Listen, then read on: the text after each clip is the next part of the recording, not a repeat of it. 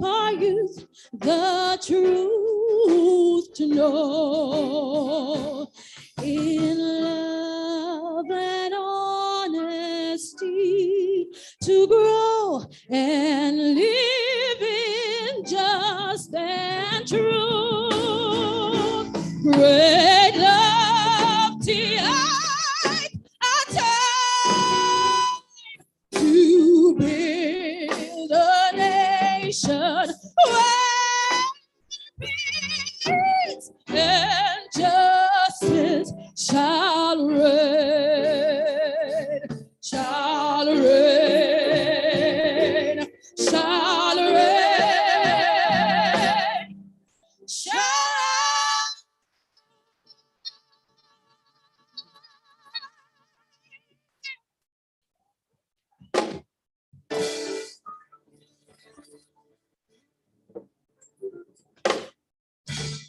Thank you very much. Ooh, now I have two mics. Awesome.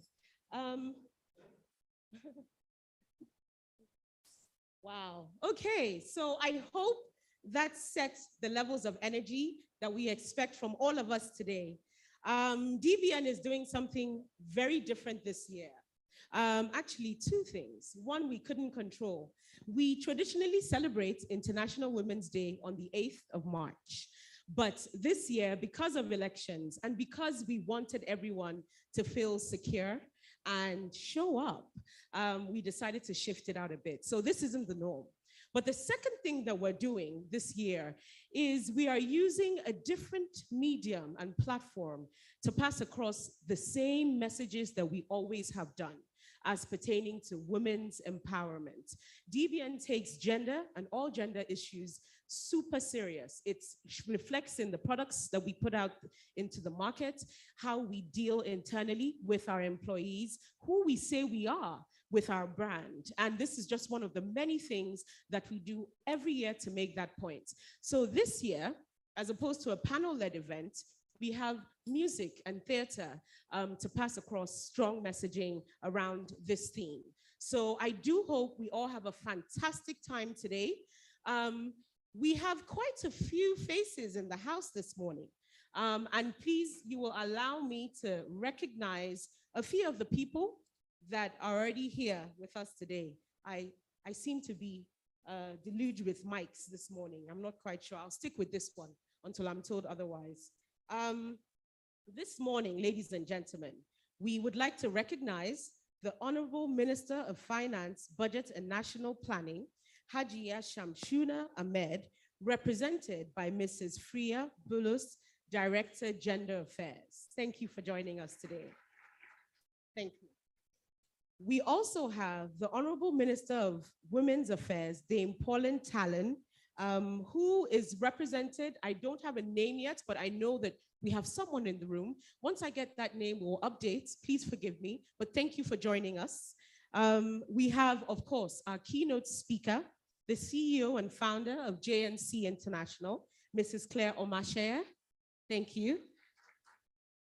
I would like to also recognize Hajia Risakatu Ladi Ahmed, the CEO of ASO Savings and Loans, representing the president and chairman of the Council of CIBN, Dr. Ken Opara, FCIB. We would like to recognize members of the diplomatic corps in the house. Thank you for joining us. Of course, our fantastic board and management of the Development Bank of Nigeria. And might I add, they let us do all the wonderful things that you see that we do today, and we're super grateful for their support. We have some of our development partners in the house as well. We have our participating financial institutions, our strong partners in the banks, also in the house. We recognize you and thank you for joining us. Members of the civil society groups, we have quite a few. I'm not going to go through all the names, but thank you for your presence. Of course, our MSMEs, they're dotted all around. And might I add, as you leave the venue today, we have invited a few of them to exhibit their products. So please do patronize them, stop by, say hello, tell them well done. Of course, our very special distinguished ladies and gentlemen, in the house with us today. Please bring your energy once again. Clap if you want to clap. Holler if you feel like it. We're using a different medium this year, and we want to ensure that you are enjoying it just as much as we are. I will pause here in terms of recognitions. Maybe I can do a few more. I hope I haven't taken too much time. I'm seeing the signal, but very quickly, I would like to recognize Mrs. Achilan Chioma Fidel, Head of Gender, FMITI, that is the Federal Ministry of Industry, Trade, and Investment. We also would like to recognize, oh, mornings, okay. Thank you.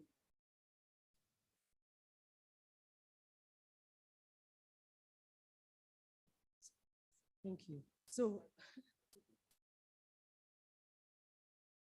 excuse me, ladies and gentlemen, I've got a lot of names coming through. I think what I will do is I'll take a pause here and let's get these names together. I don't want to make any mistakes. I'll come back and I will recognize as is necessary. At this point in time, I think we should move on. I would like to invite our Managing Director and Chief Executive Officer, Dr. Tony Opanachi, to give us his welcome address.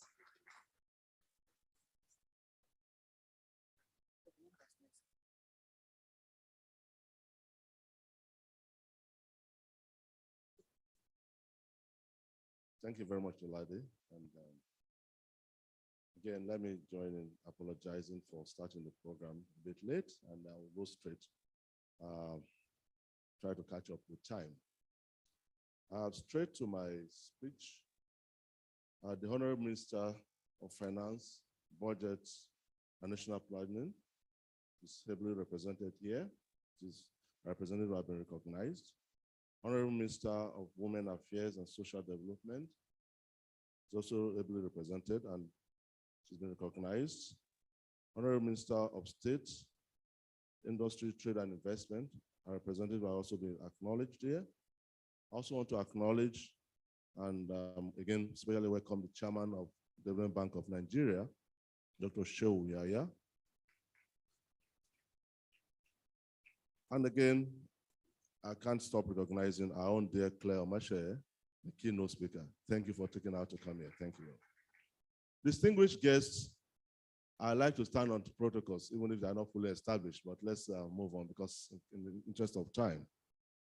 Distinguished guests, thought leaders, scholars, seasoned professionals, entrepreneurs, members of the civil society, our participating financial institutions, gentlemen of the press, members of the online audience, ladies and gentlemen, I warmly welcome you to the 4th Dbn Annual International Women's Day celebration, themed #Digital, Innovation and Technology for Gender Equality.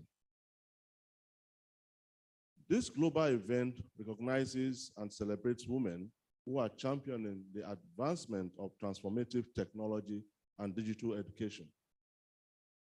Technology is no doubt reshaping life as we know it today, and we are witnessing groundbreaking advances that have transformed our world, with women playing a pivotal role in accelerating this progress. From Ada Lovelace, who created the first computer program, to Grace Hopper, who developed the first compiler for computer languages, women are leading the charge in fields such as artificial intelligence, robotics, and cybersecurity, creating new products and services that are changing the world and impacting on the equality of lives. Notwithstanding these tremendous advances by women in technology, there is still a significant employment discrepancy in the tech profession, with women accounting for between 28% and 42% of the workforce. According to a report by the World Bank, women make up less than a third of the world's workforce in technology-related fields. Women hold 28% of all jobs in computer and mathematical occupations, and 15.9% of jobs in engineering and architecture occupations. In Nigeria, according to the National Bureau of Statistics, women make up 22% of the total number of engineering and technology university graduates each year. Technology has the potential to improve the lives of women and girls all over the world in a variety of ways, including increased access to education, healthcare, and financial services, as well as avenues into business and entrepreneurship. But to realize the full potential of the technology, we must also confront its perils. That is a separate conversation entirely, which does not take away from the benefits of IT to humanity. Ladies and gentlemen, at DBN, we believe that innovation is key to driving gender equality. We recognize and celebrate the unique contributions that women bring to the technology space, and we are committed to creating a workplace where women can thrive and succeed. We have made great strides in advancing gender equality within our establishment. We have implemented programs to support the development and advancement of women in leadership, and we have also established partnerships with organizations that work to empower women and girls across the country. This gives expression to our mandate of alleviating the financing constraints faced by micro, small, and middle enterprises in Nigeria through the provision of financing and partial credit guarantees to eligible financial intermediaries on a market-conforming and fully financially sustainable basis. Our deliberate efforts towards gender-focused capacity building and financing speaks positively to our commitment to the cause of gender equality across every sphere of human endeavors. Ladies and gentlemen, we acknowledge the fact that there's still much more work to be done in this regard. Therefore, we must continue to challenge gender biases and promote diversity in all aspects of our lives. We must join our hands together to close gender disparity and provide more opportunities for women to gain the skills they need to succeed in the digital economy. We must also ensure that technology is used to empower women, not reinforce gender stereotypes. We need to challenge biases in data and algorithms that perpetuate gender-based discrimination and ensure that technology is designed with the needs and perspectives of women in mind. Innovative solutions are needed to address the unique challenges faced by women and girls, such as access to education, healthcare, and economic opportunities. We need to leverage technology to provide women with the tools and resources they need to succeed, from online education and training programs to mobile health clinics and e-commerce platforms. It is time to change the narrative for women, I must say. I strongly believe that our dear independent director, highly successful and accomplished entrepreneur, Mrs. Claire Omashaye, will challenge us today with a powerful, thought-inducing keynote address. Ladies and gentlemen, I can assure you that after our speech, I'm sure you will ask for more. Additionally, we'll also be having a theoretical performance this year after the keynote address titled "The Market as Hears." It is both entertaining and educative. Like Lolade said, we're approaching it differently this time around. We want to see the energy in the room. So we'll call on you. Let's see the energy as the play goes on. So I would say sit back, relax, and enjoy the show. In closing, ladies and gentlemen, I want to thank you all for your time, and I hope that this event will propel us to act and support the campaign, #Digital, Innovation and Technology for Gender Equality. I strongly believe that together, we can create a future where women are fully represented and empowered, not only in the digital economy, but across all areas of human endeavors. Ladies and gentlemen, I want to thank you very much for listening.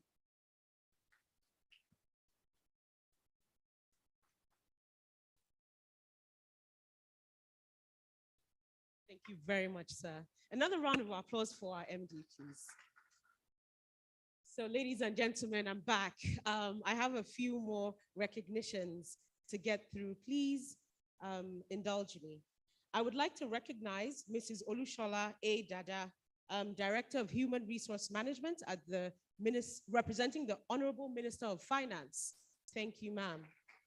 I would like to recognize Mrs. T-Man Elia, representing the MD Federal Mortgage Bank of Nigeria. I would like to, thank you very much, thank you. I would like to also recognize Bashir M. Shua, who is also with us today in the House.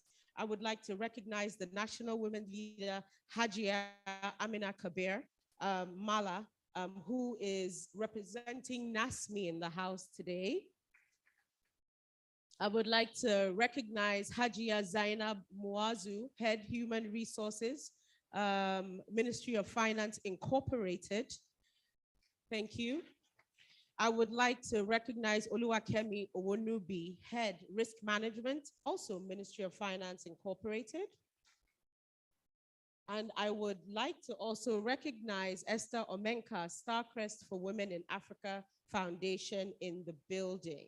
I think I'll pause there for now. And we can move on to, sorry, it's a bit warm, please indulge me.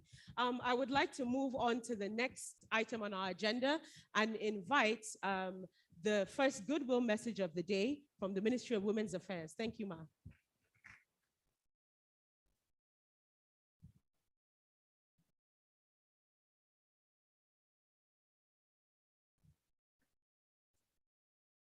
Thank you very much.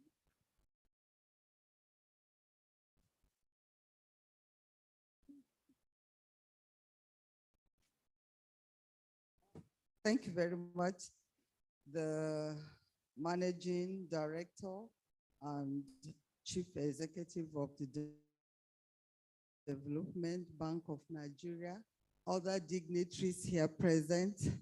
Please permit me to stand on the existing protocol. I bring greetings from the Honorable Minister of Women Affairs, who would have loved to be here in person, but for the exigencies of her office. I'm sure we are all aware today is Wednesday and is the Federal Executive Council meeting.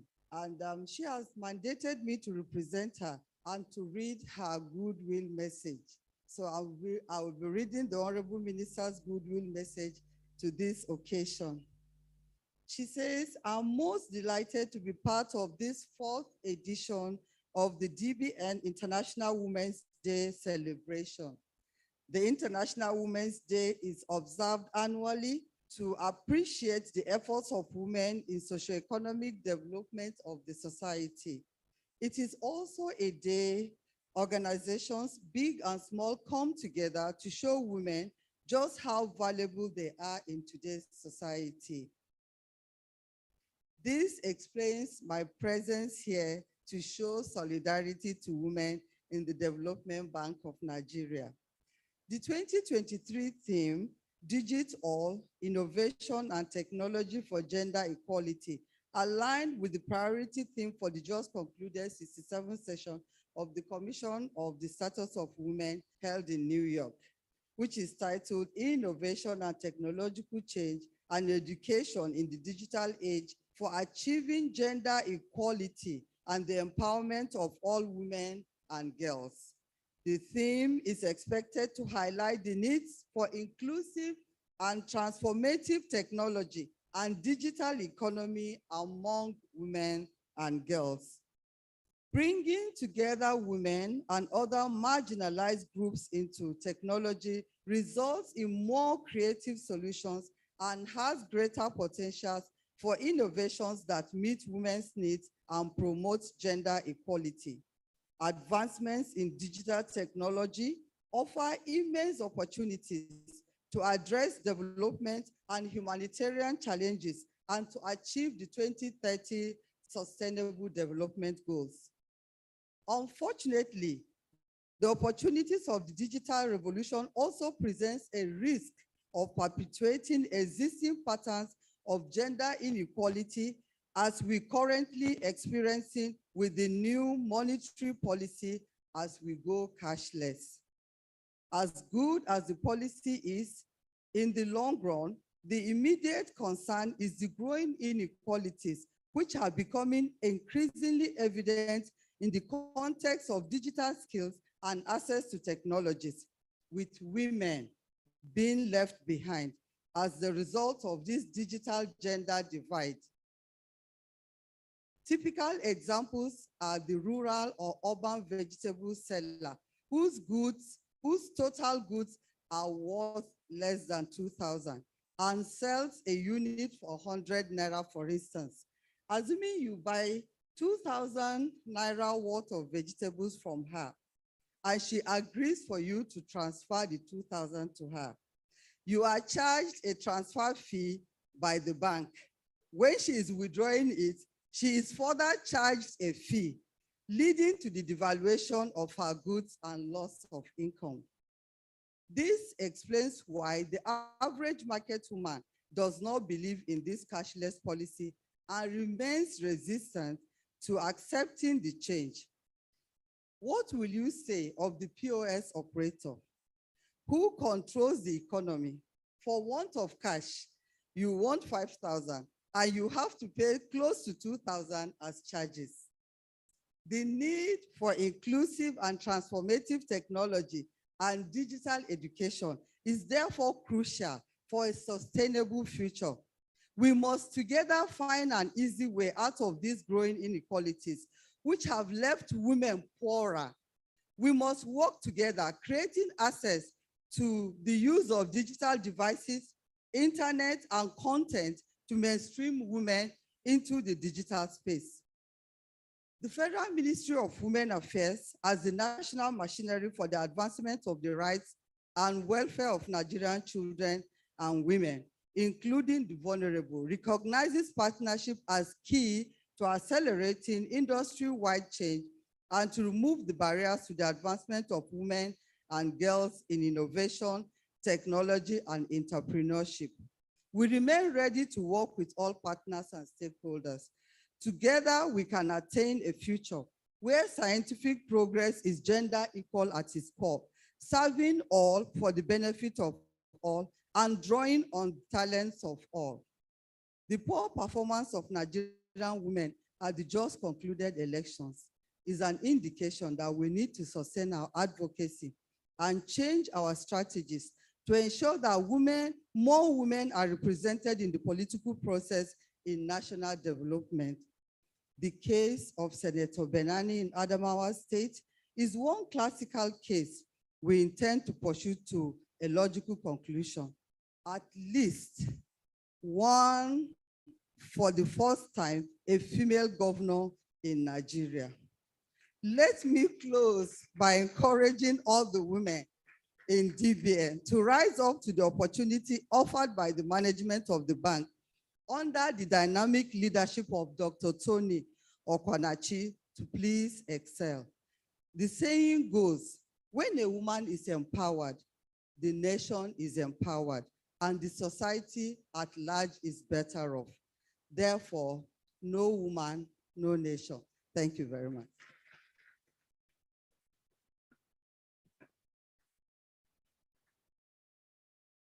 Thank you very much, Ma. Next, I would like to recognize the Ambassador of Namibia and his wife who have joined us. Thank you for joining us wherever you are in the room. I would also like to recognize the President of the National Council of Women's Societies, who is also in the room with us now. Thank you very much. Thank you. As we prepare to take on our keynotes, I would like to next call on the representative of the Federal Ministry of Finance to deliver a goodwill message as well. Thank you very much, Ma.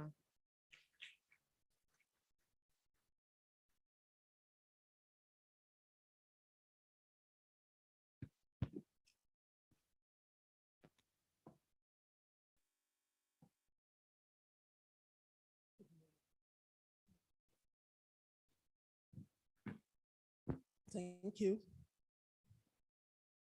The Managing Director, Development Bank of Nigeria, Dr. Tony Okwanachi, distinguished guests, ladies and gentlemen, permit me to stand on the already existing protocol.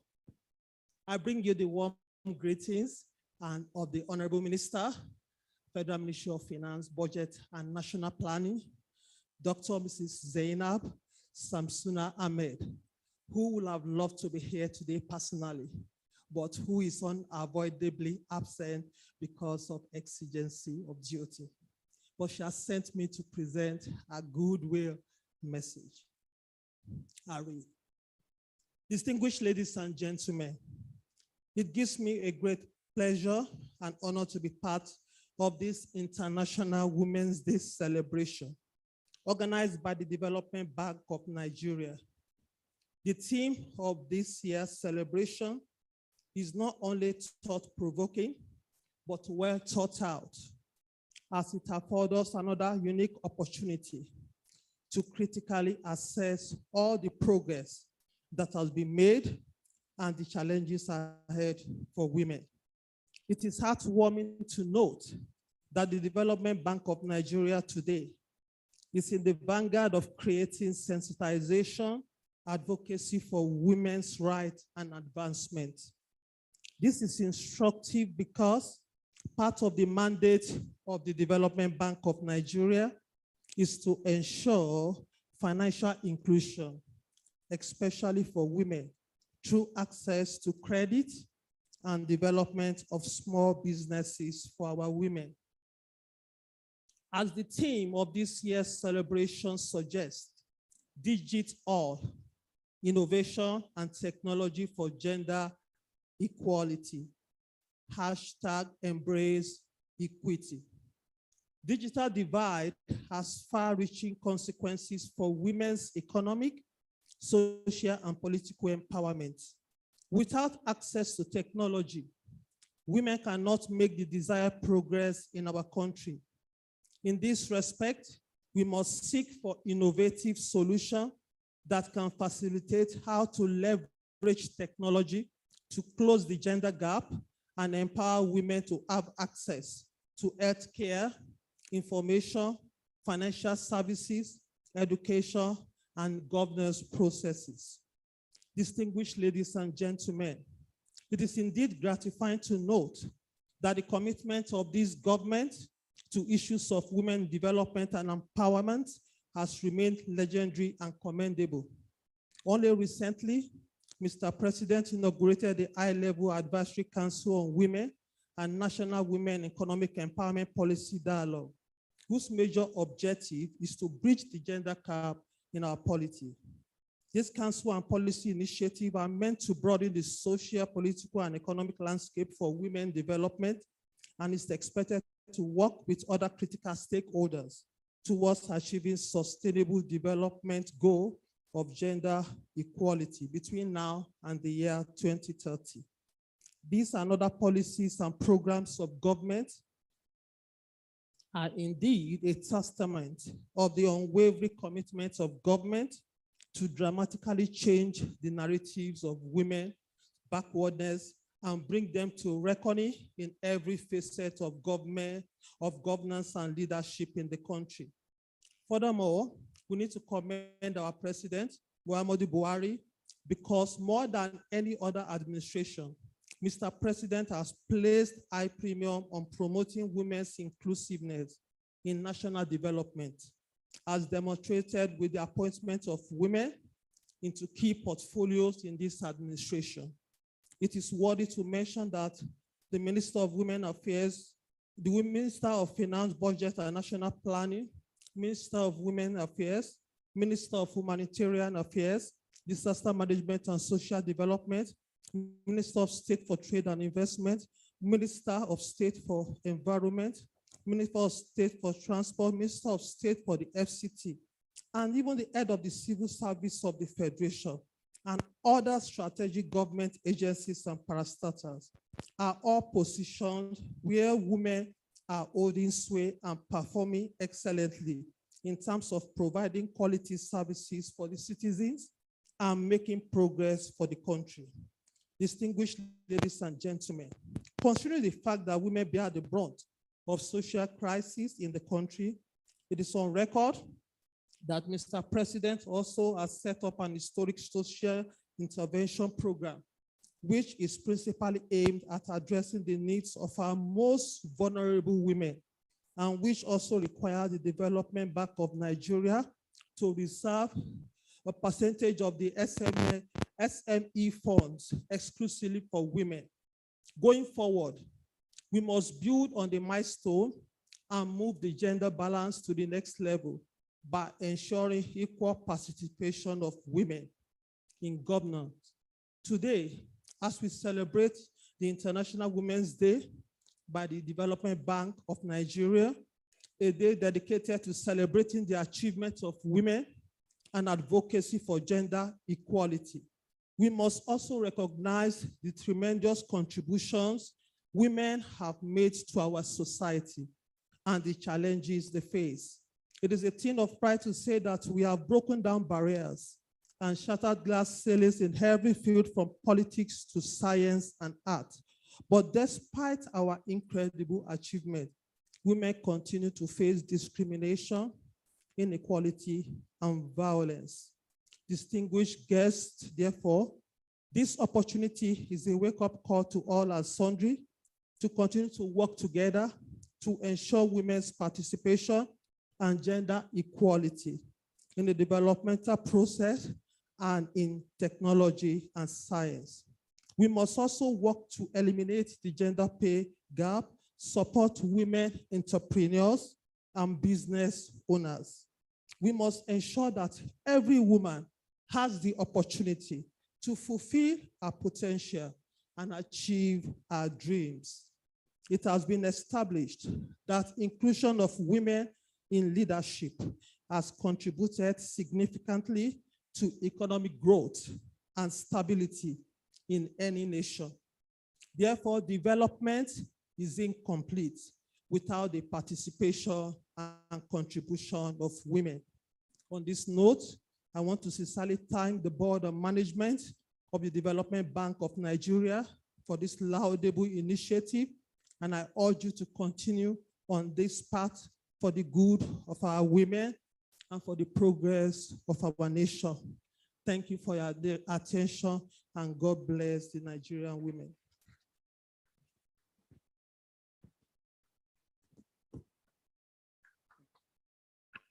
Thank you once again, ma'am. Ladies and gentlemen, we are swiftly making progress. Also in the house with us this morning. Oh, wow. Such a wonderful view from here. You're all welcome for all our newcomers into the room. We also have, representing the GMD of UBA PLC, Jennifer Ilobachie, who is the regional head. Next, we're moving on to an even more exciting part of our program this morning, our keynote speech. It's being delivered by a woman that is not just a leader in her field, but someone that in-house we have a very deep and respected relationship with. Before I invite her to come on stage, I would like our technology team to please play the citation that we have for her.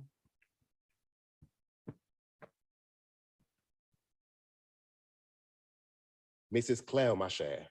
Mrs. Claire Masher is a seasoned healthcare entrepreneur in medical technology and pharmaceuticals. She is the founder and managing director of the international award-winning company Dbn International Limited, JNCI, a 20-year-old turnkey medical equipment solutions company that exclusively represents 28 global original equipment manufacturers and has played an integral role in the steady transformation of the healthcare infrastructure landscape in private and public sectors in Nigeria and West Africa.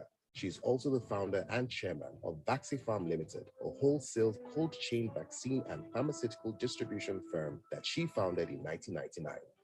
Prior to this, she worked in executive level roles at May & Baker Nigeria PLC, Adventist Pasture Nigeria, and Huntley Healthcare Limited. She has a B.Pharm from the Ahmadu Bello University Zaria and an MBA from IASC Business School Barcelona, and has attended several executive courses at the Harvard Business School, Yale University, INSEAD, IMD, and the Lagos Business School. Mrs. Omashe is a visionary entrepreneur and leader who brings her extensive practical and boardroom experience in entrepreneurship, corporate direction and visioning, innovation and disruptive technology adoption, healthcare reform, pharmaceutical value chain strengthening, MSME financing, and the financial inclusion and empowerment of women and youth to bear in all she does. She has won a wide array of awards and was recently named as one of the top 20 women in healthcare in Nigeria by Hekabella Limited and Bora Communications. She is an avid advocate of healthcare reform and has played a major role in influencing public health policies, bringing her over 32 years of experience in healthcare system strengthening, project financing, healthcare advisory services, hospital equipment planning, healthcare technology integration, and medicine security. She has been instrumental to the development of several healthcare policies and reforms in Nigeria that unlock the potentials of the private health sector investments and brought about innovative healthcare financing like the Cancer Health Fund, the draft presidential healthcare reform policy, public procurement reform, the policy on public-private partnerships, and the need for healthcare federations to ensure win-win public-private dialogue and adoption of global best practices in building of long-term sustainable public-private partnerships in Africa, making her a sought-after regional and international speaker. She is the current president of the West Africa Private Healthcare Federation, a non-profit advocacy group based in Dakar, Senegal, that brings all stakeholders in the West African private healthcare sector under one umbrella to influence regional and national healthcare policies. She also serves as the vice president of the African Healthcare Federation based in Kenya and is a pioneer and immediate past president of the Healthcare Federation of Nigeria.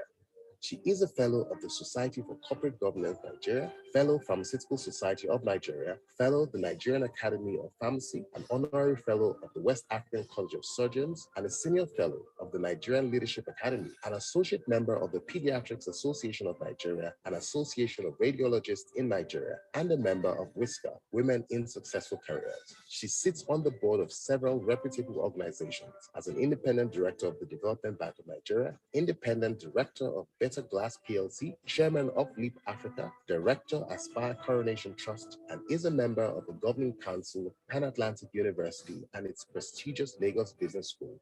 She is a committed Rotarian and Paul Harris Fellow. She is married with 3 lovely children aged 28, 26, and 21. Ladies and gentlemen, please welcome Mrs. Claire Omashe.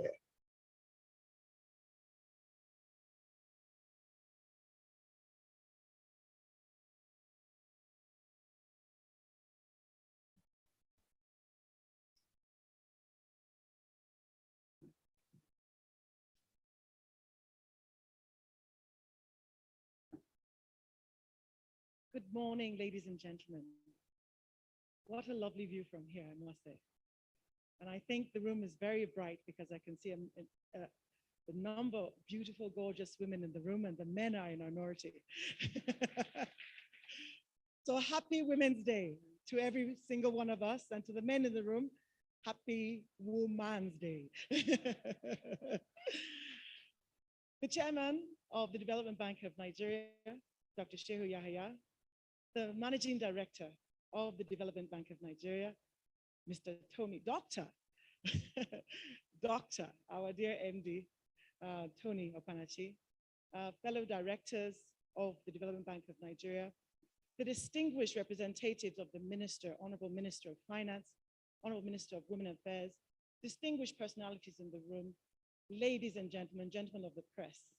It gives me great honor and privilege to be here today to present this keynote on behalf of, I think, the Development Bank of Nigeria, representing the women of DBN. Can we give the women of DBN a round of applause? When you have on the board of DBN a woman who is an executive director, we have to also recognize her. So Ijoma, may I also recognize our executive director, my fellow woman on the board.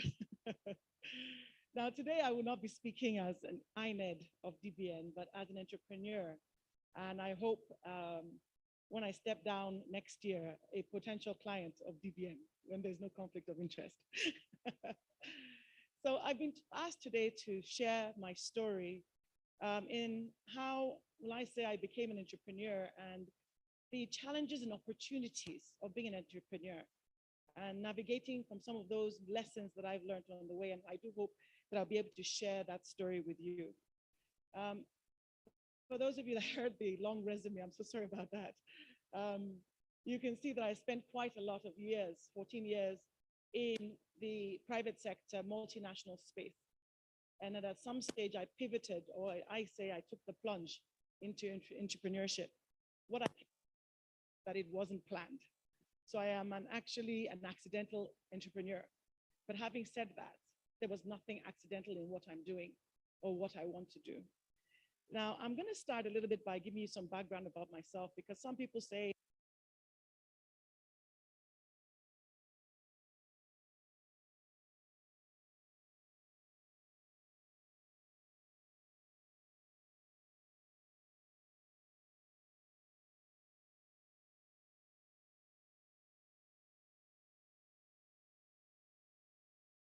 leading a pack of brothers, whether you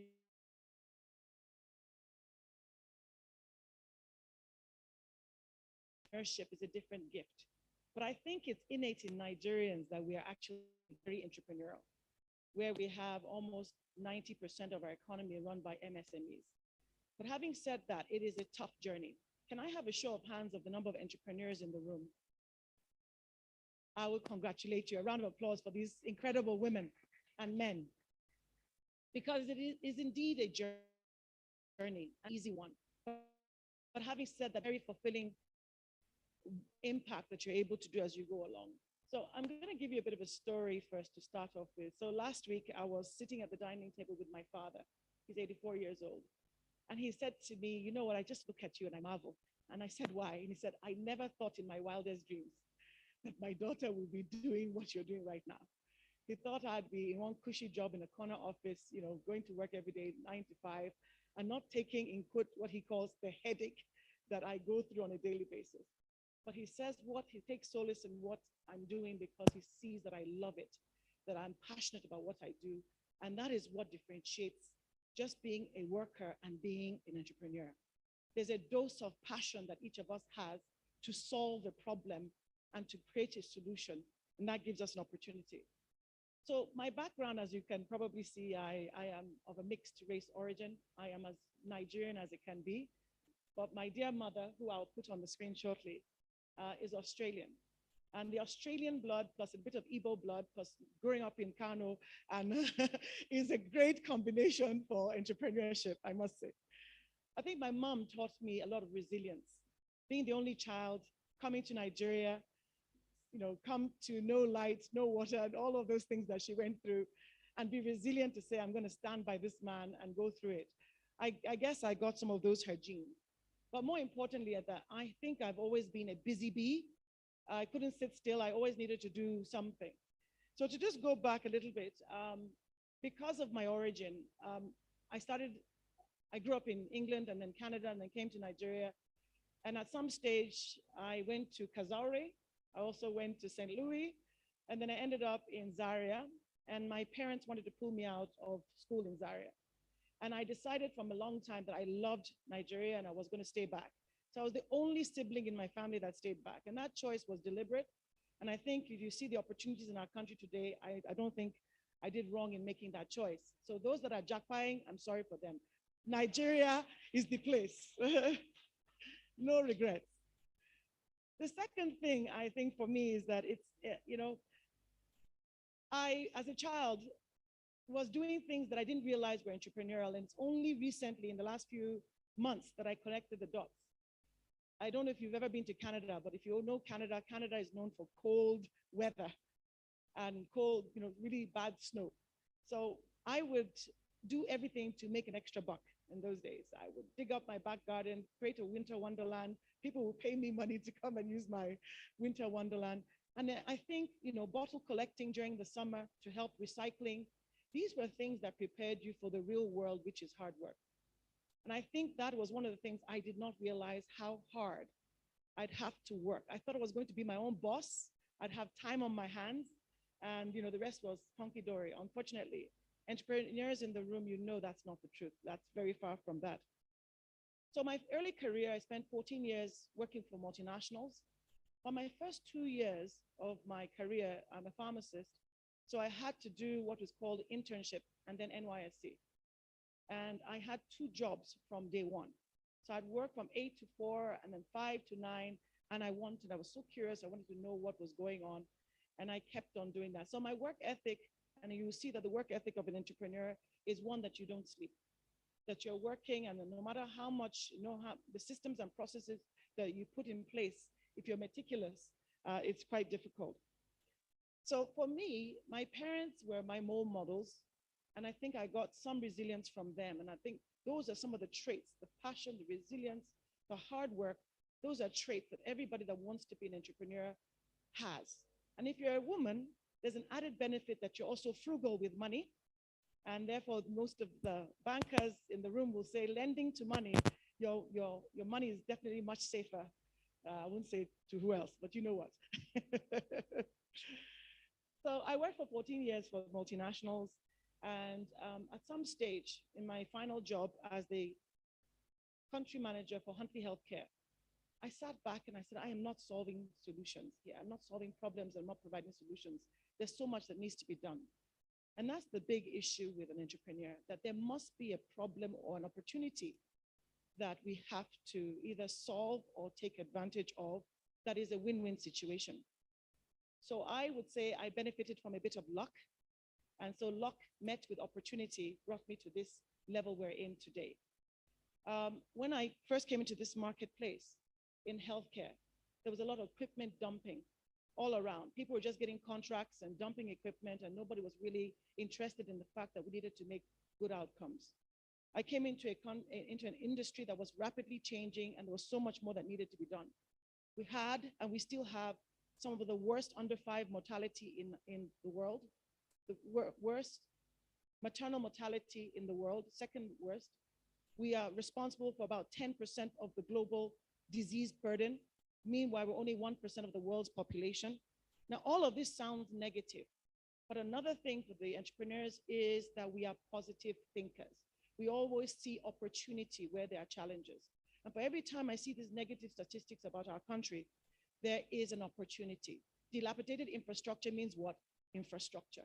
Not enough financing, come to Dbn and get more financing, right? There's opportunities for each time there is a challenge. Increasing non-communicable diseases, it means we need to do more diagnosis. And this is where JNC started. So I had this red alert, please, you can move the slides, red alert in my mind that things needed to be done, and I was in the best position to do it. Please, can you move the slide? When I do like this, just move the slides, please. Next slide, please. Okay.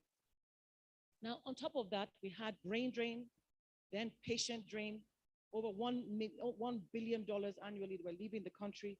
And that for me was also an opportunity. So it led to the fact that we needed to do something differently. And I didn't want to be another company that just dumped equipment in Nigeria, made money and left. But then I was a pharmacist, I was not a doctor. So another thing that I had to do was become a sponge for information. And if you go to the next slide, please. I had to go to every major exhibition in the world. I was going to Germany, to Dubai. I've been to Arab Health in Dubai almost 18 times. The only times I didn't go was during COVID. And this is what gave birth to this company called JNC International. For those of you that don't know, I'll let you in on a secret. It's actually named after my children, Joyce, Natasha, and Carlos. So one of the things that differentiated me from the average entrepreneur was I had no business plan. I hear most of the time we have to have business plans. We have to have a clear vision and mission. I had no business plan in writing. I wasn't applying for money at the beginning because I had some background with an MBA and my years of experience on spontaneous financing. So the first job we got was an opportunity that was left waiting for me. As country manager of one of the companies, I was going to do a new hospital, but I could only do what the hospital could, what the company could do, which was about maybe 25%. I went back the day I decided to resign and asked that same doctor, have you equipped the rest of the hospital? He said, no. I said, would you give me the opportunity to give you a quotation for the rest? He said, we're about to give the contract now to a South African company. I worked over Christmas during my holidays. I came up with a quotation, and that became our first client, Shawsan Medical Center in Port Harcourt, $800,000, paid 70% upfront. So I didn't need any financing. But then from there, it was an eye-opener for me. The biggest challenge I had is that this was a man's world. I'm not a biomedical engineer. I'm bringing in technology, cutting edge technology, and the biomedical and engineering schools were not producing enough biomedical engineers that could handle this equipment. So I had to think out of the box. This business plan in my head was very clear. We wanted to go for excellence. We wanted to be professional. We wanted to be solutions oriented, and we needed to do strategic partnerships with those that could help me to get to this promised land. Luckily for me, I met some incredible people at the exhibitions, and I was given opportunities that if you don't ask, you do not get. So for the ladies in the room, I need you to be bold. I need you to be authentic leaders. If you see something that you want, go for it. Don't let anybody stop you. I went for these exhibitions in Dubai. I went to the #1 company worldwide for operating theaters.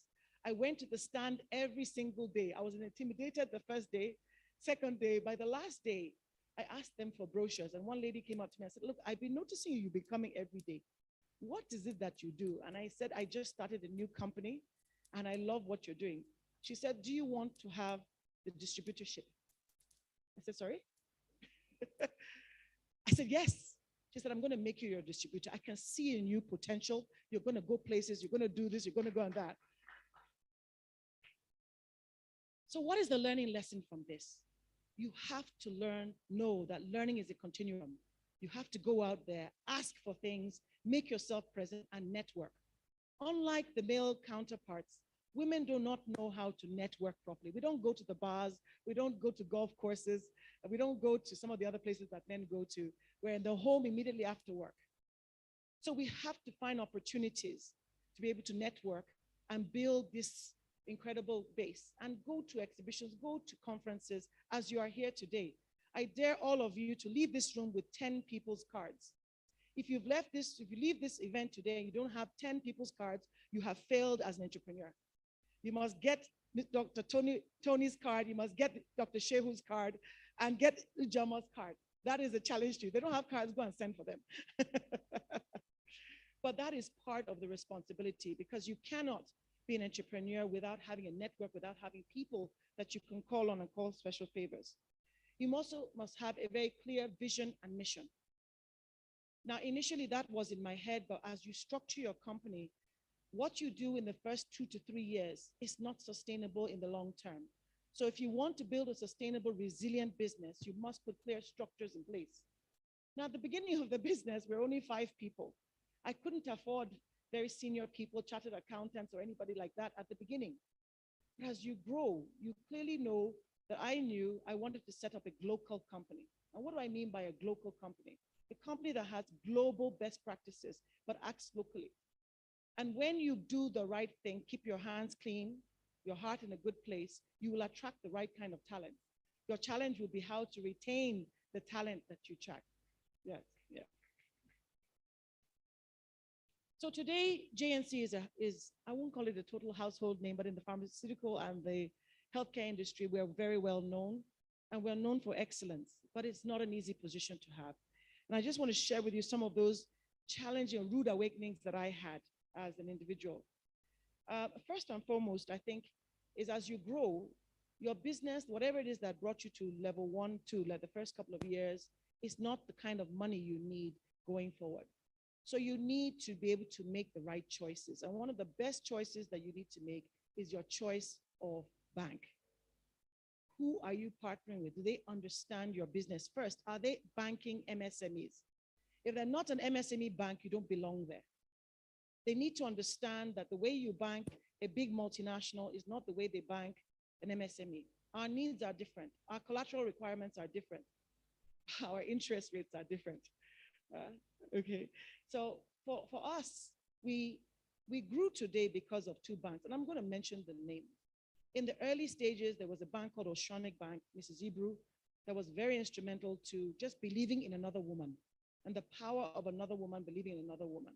And she really helped us today. But most importantly, I think I want to just give you a clear example of one of the things that happened.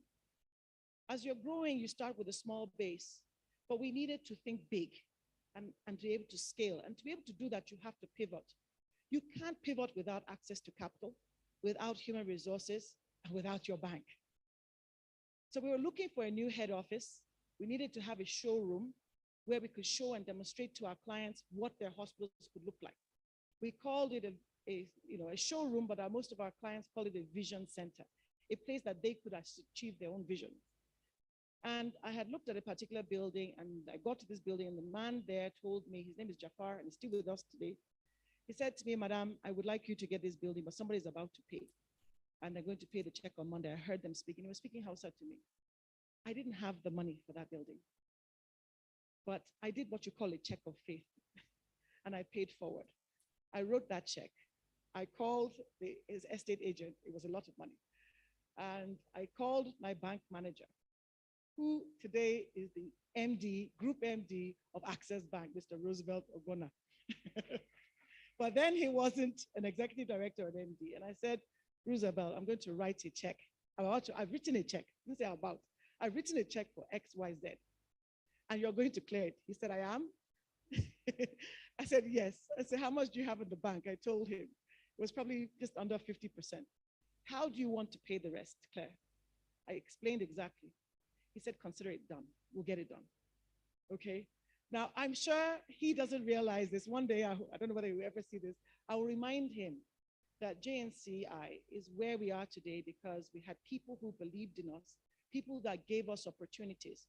So please, as one person has lit a light for you, as an entrepreneur, light a light for somebody else. It is very important. And if you see in our logo, we have a flame. That is the light that we want to ignite.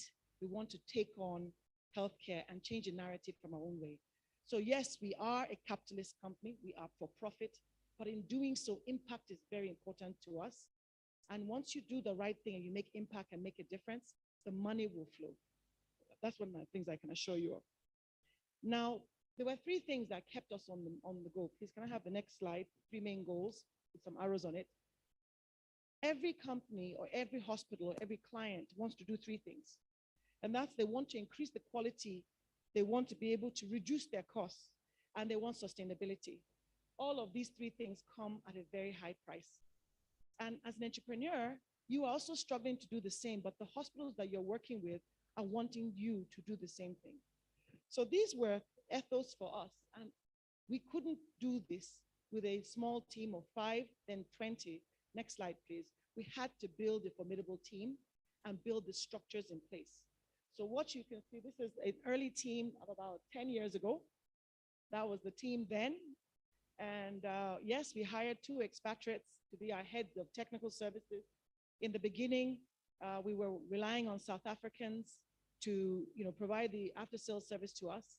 And then the young girl that they had signed all the various agreements with grew up and became smarter and realized I was signing things I should never sign without having my lawyer beside me. So the next thing is that you need to choose the right transaction advisors. You need to have right legal counsel. You need to have right financial consultants when you're making business decisions and financial decisions and you're signing agreements. You also don't give anything away without signing a non-disclosure agreement because it takes you years to build this intellectual property and seconds for people to photocopy it. So there's a lot of learnings that you do as you go along. So that was the team. So I realized very early on that the company is only as good as the team. And so the most important asset in JNCI today is her team. Without my 130 incredible staff, we are nobody. The building doesn't define who we are, it is our team, but you cannot build that overnight. And there's a direct correlation between happy staff and happy clients. I'm sure you know that. Okay, the next issue is once you get the human resources right, is how do you get the financial strategy right? And it starts by ensuring that you bank everything that you earn. I do not put my hand and never put my hand in the till. So everything is banked. And when you can bank all your income, all your revenue, no matter how small it is, you have transparent accounting that your banks can see. And they can give you money based on cash flow, even in the absence of having the collateral that you want, because they can see the steady cash flow going in. Now, beyond that, you have to think about spontaneous financing and understanding your cash cycle. Your cash cycle is you want your payables to be longer than your receivables. So you want to be able to get your money in and be able to pay out a bit later. And with that, you have a window there that finances your business, finances your inventory, finances your overheads. And understanding this is important. So it's either you employ a person who can do this for you, or you go and learn in any of the various schools, SMEDAN, EDC, EDS. There are different areas where you can go back to school and learn the basics of running a business. An MBA is a nice to have, but a business course for a couple of weeks will really help you to build a sustainable, resilient business. So you must get that right. Now, because of the change of the industry, the federal government budget was shrinking. The amount of capital in the budget was going from 20% down to 10%. Most of the teaching hospitals in Nigeria could not afford all this high quality technology that I was talking about. So I now realize that we also had a responsibility beyond our company to be an ecosystem builder. And being an ecosystem builder means you have to provide innovation or innovative financing. And in innovative financing, we started the first PPPs, public-private partnerships in Nigeria. Can I go to the next slide, please? There's a CT scan with the first 64-slice CT in UCH Ibadan. And that is the first 64-slice CT, bringing to our doorsteps cutting-edge technology for diagnosis. Today, across Nigeria, you see diagnostic centers everywhere, but it all started with two hospitals, or two diagnostic centers, one called LifeBridge Diagnostic Center here in Abuja. She's 12 years old. We did that 12 years ago. Everything there is still functional because of maintenance. Okay, and then the second is this CT scan in UCH. Now, this was diagnosis. And the next step for us was, okay, we're going to do innovative financing. We're able to increase the diagnostic capabilities in Nigeria. But after diagnosing the disease, people were still going abroad. So it became, again, we took the task on ourselves that we have to reverse medical tourism in our own way. And therefore, just diagnosing was not enough. We needed to diagnose the heart disease, and we needed to do open heart surgery. So we took, on the left-hand side of the slide, an old theater, turned it into a modern theater on the right-hand side. If you go to the next slide, we then did our first open heart surgeries in UCH. I'm not a doctor, but I was in that room with them scrubbing. So I'm telling a story of a journey that wasn't written on a plan. It was written in the heads of people. There was clear strategy. We had strategic retreats with management. We had complete retreats with the entire company, and we co-created this strategy, and then we levered on top of corporate governance. Now I would like to talk about corporate governance here, because no matter what we think as a company, if you do not have an outside set of eyes to look into the business, you will not be able to grow and bloom as fast as you could. So of course, corporate governance became a very big issue for us too. We had to have a board. We had a board from day one, but we had to start having proper board meetings. Now for the entrepreneurs in the room, how many of you have boards that are functional? How many of you have a board? How many of them are functional that you meet every quarter? So can I give you a challenge? Can we start with 2 meetings per year? That means you must prepare all that you've done, your finances, your operations, your risk management, anything that you think that the board needs to know. Create the documents, send them ahead of the time as pre-reads, and then you will now call for the board meeting and be ready. You're on the spot as the MD. You're on the spot, it may be your company, but at that point in time, it's not your company, it's our company. And you realize that even though you're a limited liability, that you have other stakeholders, you have regulators that you must keep, NAFDAC, SON, and so on and so forth. If you're working in financials, you've got CBN, you've got other people that you must be accountable to. You have got your consumables that you have to make sure that there's security of whatever you, and the board helps you to make more robust decisions and to chart the strategy. The tone is set from the top, from that board, and that helps you to grow. We couldn't be where we are today without an incredible board. And I really encourage you, because I saw very few hands up when it came to a functional board. But I've given you 2 challenges right now, right? So that's the second challenge. So I would really tell you that is important. Third is, please make sure that you get your financial strategy right. How are you going to access this capital? How are you going to resource or repurpose some of your assets? Are you aware that you can use right now your cars, your fixed assets as collateral to get a bank loan? The last maybe 5 years ago, this didn't exist. You had to bring your own landed assets only. You couldn't use movable assets, sorry, correction. So your cars, whatever else you had, your computers, your office equipment can be used as collateral to get your bank loans today from whether it's a commercial bank or one of the micro finance banks, you can use that as collateral. So you must get that right. And you must be very strict with your bookkeeping. Once your bookkeeping is good, the rest is history. So we had challenges. Again, this was public sector. We were financing public sector. But private sector, most of the businesses are MSME, and they weren't keeping their books.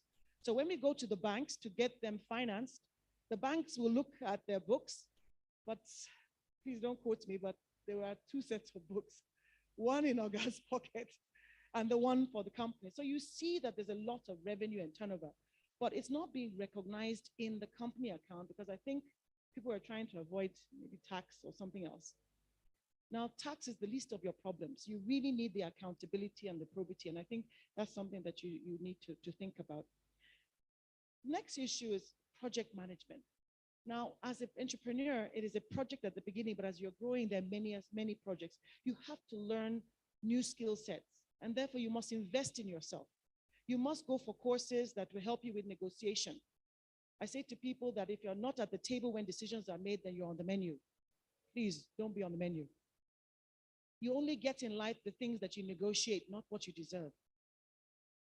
I repeat, you get only the things that you negotiate in life, not what you deserve. So you must learn those new skills, and you mustn't do it alone. So as you're building this governance at the board, build the same governance within the organization. In the initial stages, you, me, myself, and I, the 3 of us, are making the decisions. But as you grow, me, myself, and I, you cannot grow a team of formidable people by making all the decisions. So you have to empower others and create managers in the system, and then create laws and policies that guide who you recruit and how you recruit, and so on and so forth. And one of the things that we are very special to us, and I'd like to encourage you, is to make sure you have a policy that includes diversity in your recruitment processes. I see a lot of women-owned businesses where most of the workers are men, or they're all women. Diversity does not mean that you should over-engender. Please make sure you have a balance, if possible, at least 30% representation of women. And you and I know that when you have women on boards, women in the management room, and women taking decisions, you have a more robust decision-making process when all the brains come together. I'm not saying one brain is better than the other, but you have a more in-depth, more detailed, a little bit more empathy. Man, I know you're empathetic too, but please forgive us in what we're doing. Now, just to try and round up, what were some of the challenges that we faced and that we're still facing? The biggest one right now, say, is receivables. We do not have a very good cash credit rating agency for ourselves. The credit rating agency results are only shared at the level of banks. They're not in the public domain. Now, we need to get to the system, and I will also challenge the Development Bank of Nigeria that for us to be able to get the credibility that's required and for people to be more bankable, we need to get the credit rating in the public domain, such that I can go and get my credit score by going on the internet, typing in my company ABC, and I see my credit rating. And today I'm here, and we work alongside our financial institutions to go from here, from zero to hero. And that's where we as entrepreneurs need to be able to go. We need to be able to do that. The second issue that I faced, so that's the first one. People don't pay on time, and you have huge receivables on the public side and the private side. The second one was finding the right human resources, especially for biomedical engineering. Because of the technologies, and they will show you some pictures, so just go through the pictures and stop where you don't have any. I'm just going to show you some of the projects that we've done, so you see the kind of technology that we're bringing in here. To train one biomedical engineer for radiotherapy, which is the big cancer equipment, takes a minimum of 5 years. 5 years. And you're going to invest in this person. If you're not careful, They will do that four-letter word that starts with a J, right? So that was the second one. How do you attract and how do you retain talent? So you need a very innovative, out-of-box thinking HR department. You need to understand that the new generation Gen Zs, are not the same way as us, we older generation or the millennials, that I can see some smiles around the room. You have to create a fun working environment. You have to create some flexibility to be able to attract them and retain them. The third was this issue of work-life balance. Does that make sense? For me, it's a fallacy. There's nothing like work-life balance. I believe in work-life integration rather than balance. When today with technology, especially with the mobile phone, our work and our lives are intertwined. Yes, there will be some rules about start and stop times, but because they're so intertwined, you speak to your kids at work, you have to find different ways in which you can integrate your life. So one of the most important things to me in my life are my lovely children. And I couldn't function without those kids. But again, they've had to learn that mommy and daddy do not have quantity time. We have quality time. So we've learned quality over quantity. So that might be something that works for you. The second is that you have to look at your circumstances and find who is going to give you that safety mechanism that is required for you to be able to be a mother, to be an entrepreneur, to be a CEO of an organization, and keep all the balls in the air. Be a wife, be an aunt, be a daughter. There are many balls that we as women have to juggle. But women are naturally ambidextrous. We're able to juggle many balls. And the reward for hard work is more work. So the busier you are, the more will be added onto you.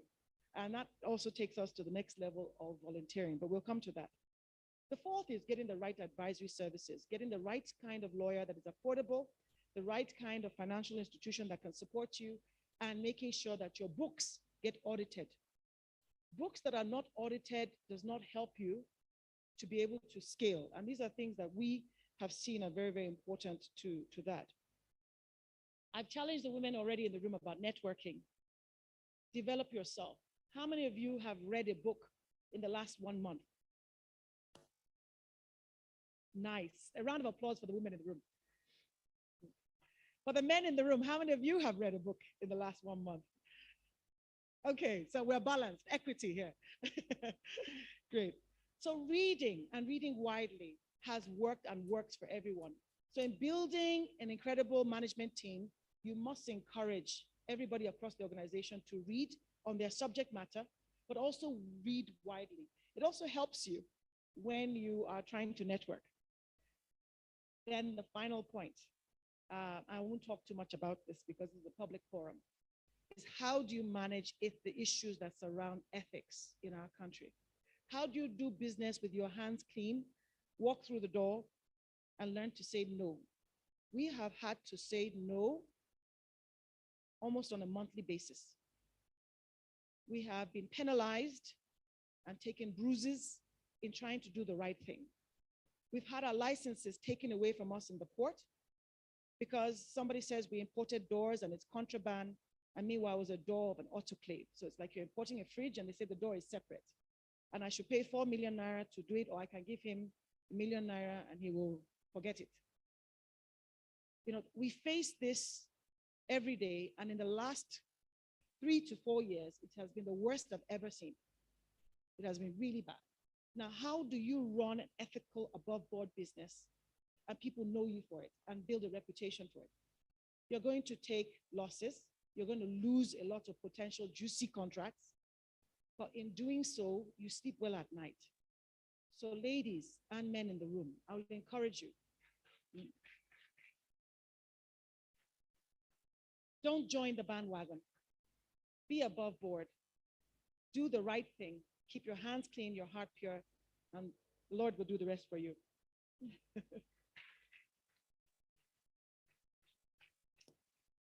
Now, this shows a story of resilience. It shows a story that has brought us to a level of success. But what success means to me may not be what success means for you. So you must define what success means for you. And then when you reach that point of success, please go from success to significance. And how do you move from success to significance? You must volunteer your time in ecosystem building, in building the market, in doing co-opetition. I didn't say competition. I said co-opetition, working with your own competitors to build a bigger market and create enabling policies that will open up and unlock the potentials of that market. That is a collective responsibility that as entrepreneurs, as you grow from small to medium to national corporates, where we are right now, and now going to a regional corporate because it's our 20th anniversary this year in September. Thank you. We have a bigger responsibility to the ecosystem. So volunteer your time. I volunteer my time at entrepreneurial development centers. You heard all those things on my resume. It's very important, and it helps not only you, but it helps society. And when you build a good society, at the end of the day, we create a better Nigeria. And I think for me, Nigeria is such a land of opportunities. The future is so bright that I need sunglasses. So ladies in the room, bring out your sunglasses because the future is bright. Don't mind anything that they say about elections. They will pass. This too will pass.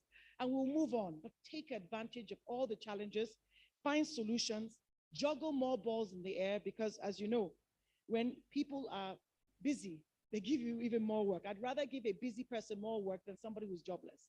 So people are only going to search for you to serve on NGO boards, to serve on boards if you're a busy person that adds value.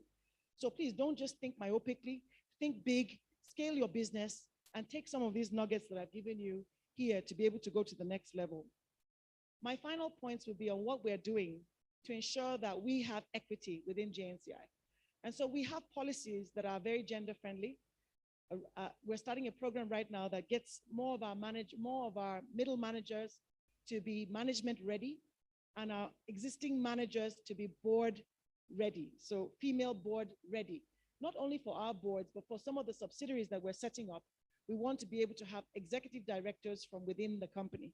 And this is something that you might also want to do. But in doing so, please, I reinforce, infuse ethical leadership, and also understand that technology will make a huge difference. So at this point, I'm going to conclude, but if you can just go through the slides. I don't know if they've all finished. Have they all gone through? I just want to show you a couple of the hospitals that we've done and the Herculean task of bringing in this equipment into Nigeria. We have foreign exchange issues, we have port issues, we have logistic issues with the roads, we have rigging issues, but for every time there's all these things. So this is me. I think the biggest equipment that we have in the world is called a linear accelerator. This is the back of a linear accelerator, the cancer machine, and we're talking about technology. There's a CT scan in NMPC here in Abuja, the new NMPC hospital. This is our team in our head office. That's the head office that Access Bank helped us to pay for. Access Bank, they will pay me for this speech. During COVID, we were very, very busy. And I must say the resilience that the team, and I don't say me, the team displayed was incredible. We set up 20 intensive care units across Nigeria in the teaching hospitals, several isolation units, doing PPE supplies like everybody else. But this really was that our team thought on their feet. Where everybody else was staying at home, we were in the office from 7 o'clock to midnight every single day. My phone was ringing every 15 minutes. It was good though, but I'm not supposed to say so. But if you are poised and you put yourself in a position of opportunity, you will be able to, success will meet you there. So again, you cannot build a resilient organization without training and retraining. And so the investment in our people, these are some of the strategy meetings, the sales conferences, the training workshops. This is how to build from zero to hero. Please go ahead. And when you're doing so, you're recognized. You can say that was a very young me. I was much slimmer then. Well, you're winning international awards, local awards and international awards. I must say that it's not the international awards that I'm very proud of. It is when your own recognizes you. The National Health Excellence Awards, we've been recognized for the last 8 years in a row, every year. We don't take it for granted. But, it's nice to be recognized, but it's also, it's hard to get there. It's even harder to stay there. So consistency and building systems and processes are what helps you to go from that zero to hero. And then you meet the likes of ministers and CMDs, and then you can travel and talk about your experiences in Kenya and so on and so forth. And then this was 3 weeks ago in Maiduguri. we had the honor and privilege of launching the first, the largest cancer center in Nigeria, actually West Africa, in University of Maiduguri Teaching Hospital by Mr. President.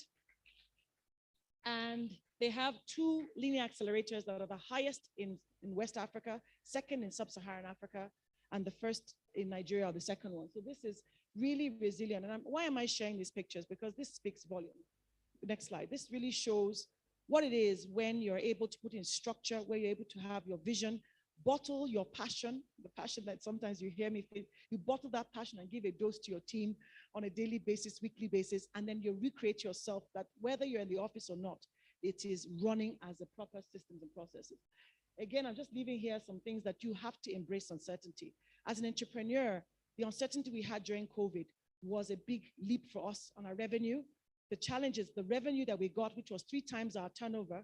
Shouldn't be saying this, but I will say so. During COVID, the challenge for me is how do I continue to consistently do that? And I must say, so far, so good. We've been able to keep it that way and go higher. So it is thrive on uncertainty. Look for where the uncertainty is, spotlight it, use your leadership skills, your management skills, and all the passion that you have to make a difference. Next one, please. Next one, please. Next slide, please. This stuck. Okay, anyway, on this note, I'm going to just try and round up right now and say that I do hope that you have learned a thing or two about how anyone can build a business in a highly volatile system, inconsistent government policies, and all of those environments, how you can connect the dots and find opportunity, change challenges into opportunity, that you must put structures in place such that you can build this resilience in your company and grow from a small company to a medium company to a large company. Please don't call your small company small. If you call it small, it will stay small. I hear friends of mine say, I have a small business. You don't have a small business. That small business has put 2 lovely girls through school. That can't be a small business. Yes, it is a big business. And if you think of your business as a big business, then you will deliberately put the systems and processes to make that hard work turn into an opportunity to become success. Do your best, stay your course, and the sky is your future. You don't have anything to worry about. If we can do it, you can do it. Thank you so much, ladies and gentlemen, for this opportunity.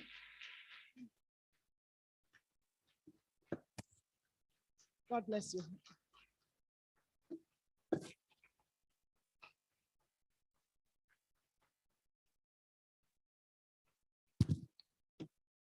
Thank you very much. Yes, can we please get a chair on stage for our keynotes? Can someone assist me with a spare chair on stage? And whilst we do that, ladies and gentlemen, you've already stood up, so I'm not going to ask you to stand up again, but please, this class in excellence is what I'm going to call that delivery. Let's give her another round of applause. And we thank you very much. Thank you. It's wonderful. Thank you very much. What we're going to do, because we recognize that some people might have some burning questions, we're going to spend a few more minutes with Mrs. Omashe. We can take 3 to 4 questions only because of time, but we are recording this. We're streaming it live right now. So for those of us that want to rehash, it will be available online, but we'll take 3 to 4 questions from the house. Can we have some extra mics going around? And if you do have a question, if you'd like to indicate by a raise of your hand.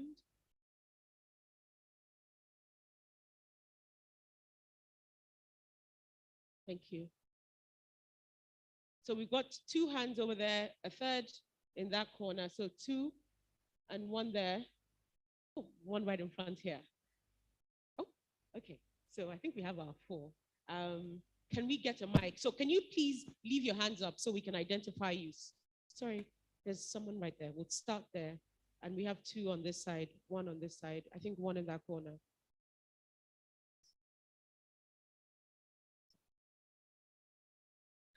Thank you very much. My name is Gloria Osafame Itiahi from Women'S.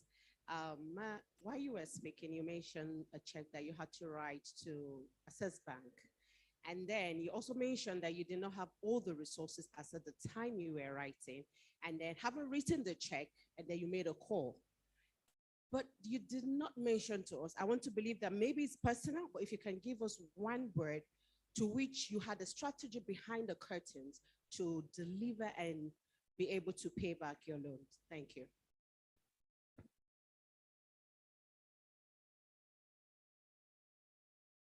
So maybe we take the first three and then she can respond. There's someone right there. I think we had two down there. So just two more, and then we'll pause. Thank you. My name is Chinya Obi Obasi. I'm a lawyer, but I'm into MC now. I want to, my question is this, there's this common expression you say to yourself sometimes, who sent me? So in those private moments when you're wondering how you didn't just get a job and relax and be paid salary, decide to step out and be on your own, what are the kind of things that you tell yourself, that motivates you to get up the next morning and continue what you're doing? Thank you.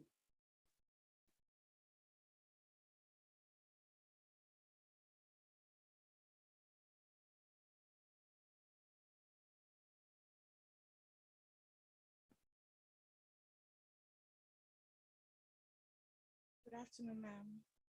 My name is Barrister Ms. Esther Omenka. I'm from Starcrest Foundation for Women in Africa. I see you as a very successful woman. You have been able to hold business, family, and a very beautiful career. In our country today, it's not so easy to do that. How have you been able to keep everything afloat, especially given the fact that you're a woman and it's a woman's place to build a home? So I just want you to help us, tell us how you're able to navigate through this whole process as a woman.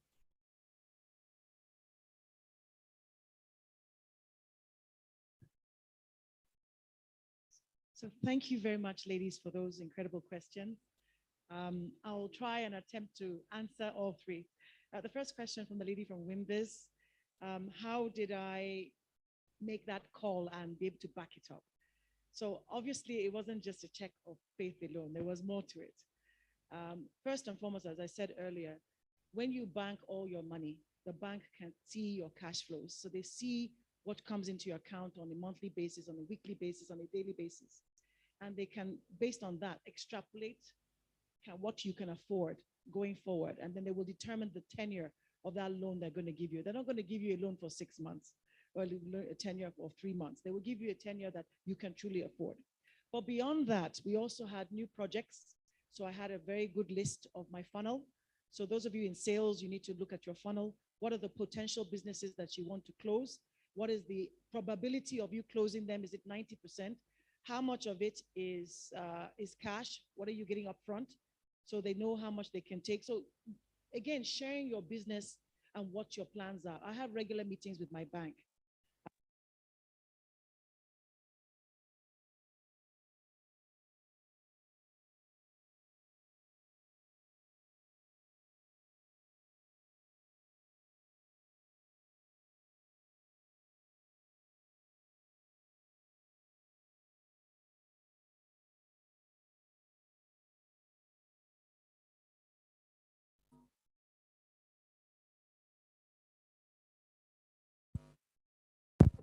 Take out the personal guarantee from the MD is just as important sometimes as the collateral you give them.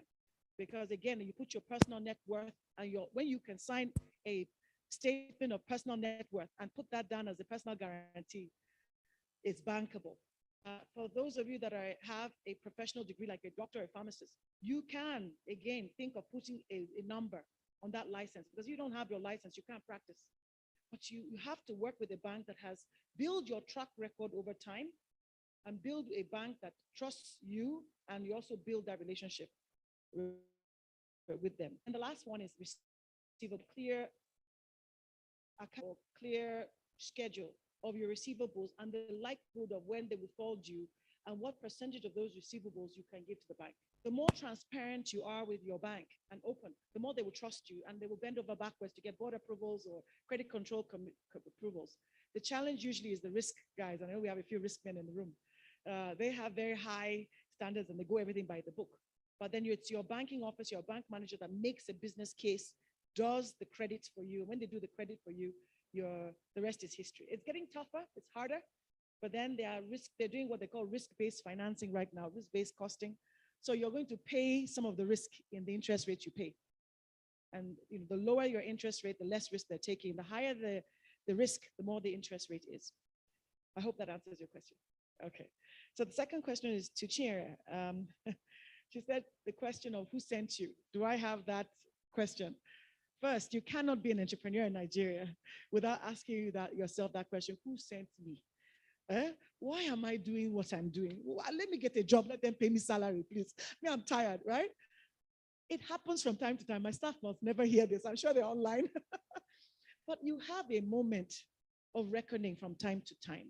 There's some times where your whole day, you plan to do 20 things, and you spend your whole day doing one thing and 19 things of firefighting. You don't have enough time. Sometimes till today, there's not enough time to implement the strategy that is very clear because you're becoming so operational and bogged down by too many things. As an entrepreneur, you are the person who runs the generator. You have to get the water. You have to run the security. There's so many things you have to think. Then you have to think of your husband, your children, and all of that at the same time. And after a while, it does get too demanding. And we mustn't ever underestimate the level of stress that this causes. So what do I do? First and foremost, I learned to shut down. So if it's really crazy, I may just shut down for the day, stop it, go home, watch a movie. It's very rare for me to say watch a movie, by the way. So if I'm watching a movie, the kids know, leave mommy, she's watching TV. Okay, so they know. Yes. When the wahala is too much, I blast the music and start dancing. I just forget about my worries for a while. But on a serious note, on a very serious note, you shut down for a while, you wake up with a fresh set of eyes, and you remember why you're doing what you're doing. And when you remember what you're doing, why you're doing what you're doing, it keeps me going. The lives that you're touching, the difference that you're making in society, the impact that you're making in society, the number of lives and families that you're feeding by what you're doing. And if you didn't do that, what would happen? So that keeps you going. And when you see the instrumental, incredible impact that we are making, it makes me, there's no other country I can do this to that will make me so happy than our own country. So it gives you the opportunity. So those are the things that keeps me going on a daily basis, on a monthly basis. I must say it's difficult. So don't underestimate the power of what stress does to you. You must also keep a good safety net around you. You must keep friends around you that will tell you the truth. You must have your pack of friends. You have different types of friends, ladies. The ones that you jolly with, the ones you go to church with, and the ones you can tell your problems that will keep your problems safe. And then those that are your real inner tribe. And they are male and female, by the way. In fact, I have more male than female that will tell you and point you in the right direction, because sometimes it's what we call it's lonely at the top. And you get to inflection points where you're not sure decisions you need to make. And therefore, when you have your safety net of close friends, maybe people I did my MBA with, my very close, my board, or people advisors, or if you're younger, mentors, and have different mentors for different people, different purposes, your career, your job, your company, different things. You go and you speak to them, and they keep you in what I call the true north. So you have a moral compass, but you also have a compass of what makes you tick and how you stay sane mentally. Mental health is a real issue. And therefore, you need to be healthy to be able to help other people to be happy. So please don't underestimate the power of stress, and learn what works for you to distress. If it's to go to the beach, go to the spa, go and shop, go and cook, whatever it is that you need to do, do so. But please don't take it upon yourself. But when you wake up in the morning, put your sunglasses on. Remember what I said? The future is so bright, you need glasses. So put the sunglasses on. People are, why are you wearing sunglasses? You have no idea. All right? And it might help you. So I do hope, Chair, that helps you out a bit. Okay. And the last one is, how do you keep it all together? Am I keeping it all together? Is the question. I think different things work for different people. As I said, work-life balance can work maybe early in your career. But as you go along and you're a very busy executive, you have your hands in many pies, you have your own company, you sit on the board of other companies. If you're a multiple entrepreneur or founder, you have other responsibilities. You have your home to manage, your husband, your kids. If you have children, you have choices to make. It's very difficult to manage all the balls. So what I say to ladies is that you can have it all, but perhaps not at all at the same time. And you have to make some difficult choices as you go along. And the first choice that you have to make is your choice of partner, who your spouse is. If you make a wrong choice, I wouldn't be where I am today without the support of a very supportive husband, okay? And it's the honest truth. It's the honest truth. If my husband didn't support me, in my early days, I had to talk to the wall. My name is Claire, something, I'm here to, I had to talk to the wall. The man would tolerate me, talking to the wall before going to a presentation. I could not speak publicly. I'm sure it sounds quite funny, right? I wasn't a public speaker.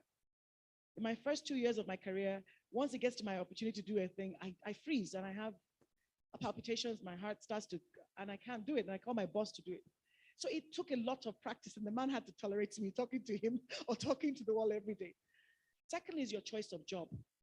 So in your career, depending upon where you are, you cannot be wanting promotions every year and be having babies. So you choose what you want. You can't. And if you do, then just know that as you're going on maternity, you better be answering those texts and WhatsApps and everything else that's going on. Now, having said that, that doesn't mean that you cannot be promoted because you're on maternity leave. If you're excellent at what you do, and you've made yourself a rare gem in the office, pregnant or no pregnant, I will hire a pregnant woman any day, anytime, as long as she's worth her insult.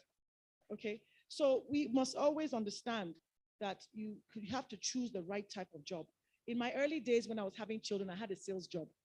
You cannot go to sell something to a doctor at 7 a.m., right? So most of the time they go at 9 o'clock. So me having flexi time as a salesperson fit into my bringing up children. And it was fine for me. Then I had to learn that I wasn't going to be there every day for every sports day or event. So I also had to have a supportive husband again that will attend a couple of the activities while I attend as many as I can. We also had to look at boarding schools that fit our program because the value systems in our country were getting eroded by the day. And you still need to play your motherly role. You can't gain the world and lose your kids. You can't. The most important things in your life for me are my children. So I had a boarding school that my children went to school Monday to Friday. And then on Friday afternoons, they come home. Saturday, Sunday, they're with me. So from Friday to Sunday, wasn't very popular. I don't go to parties. I don't go for any of those things. I am a full mother. And I face my children from Friday evening to Saturday to Sunday. I attend all the children's parties. I do all the dancing. I watch how they are dancing. Then they have this thing called Makosa. I say, if you try it. Okay.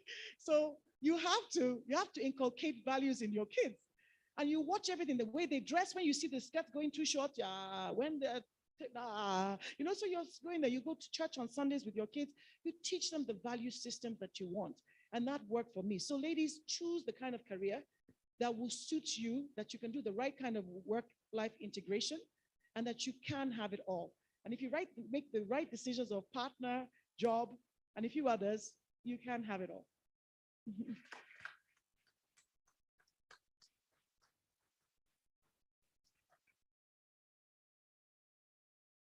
All right, so we'll do the final three.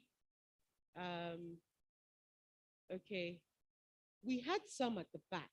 There's a lady with the head tie at the back. And there's a man in front, a lovely gentleman.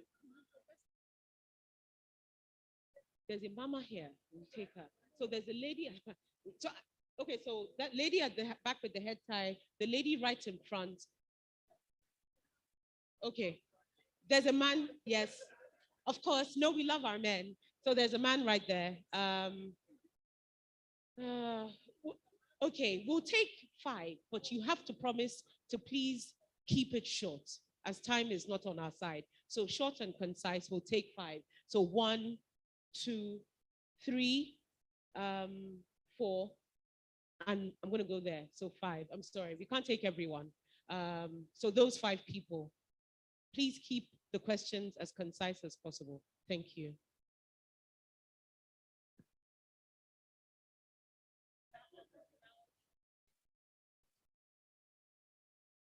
Good afternoon, madam. My name is Adams. It's nice to be here. Two things I picked from you. That's what they call a status and role.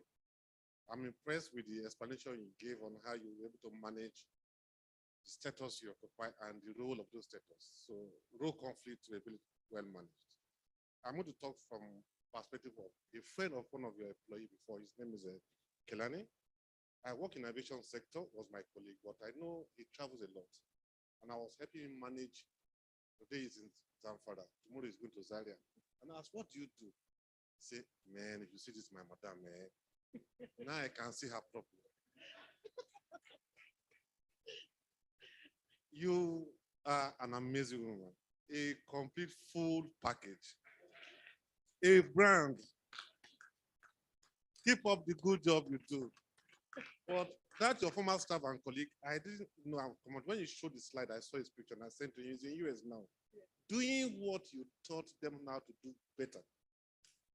He said I should tell you that though you are not a fan of Japa, he has Japa and he's doing well. And he says his good will and best wishes to you. That's just a message for you.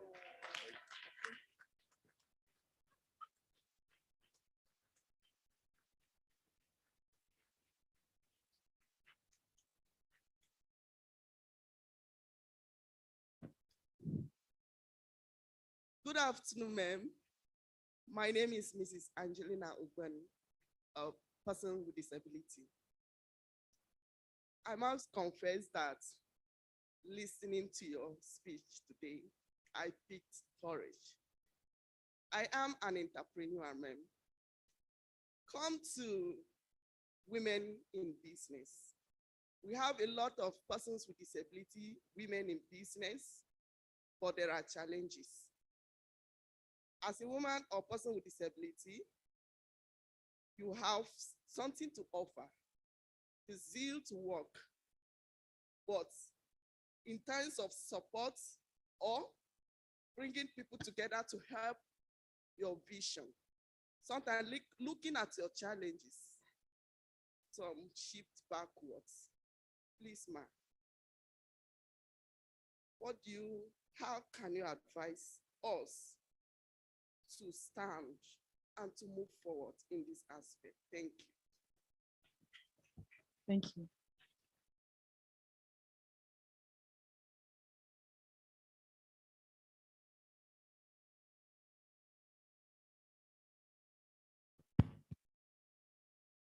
My name is Mrs. Lydia Weir from Kaduna. I can say that even if this is the only program, the International Women's Day, that I've attended, I've come here to receive a solution to my problem.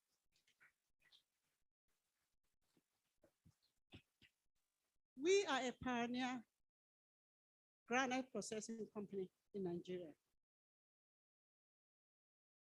starting from 1993. We have ventured into different businesses, but we came to stabilize with the granite company.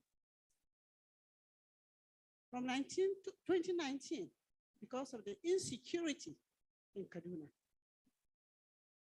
we have lost all our quarries. Shut down. We are victims of kidnapping. Lost all our quarry managers to kidnappers. 7 people were killed. We need help. I don't know how DBN can come to our rescue. I need more advice. I happen to be the chairman of the group of companies. I'm a woman, struggling entrepreneur from childhood. I need help. Thank you.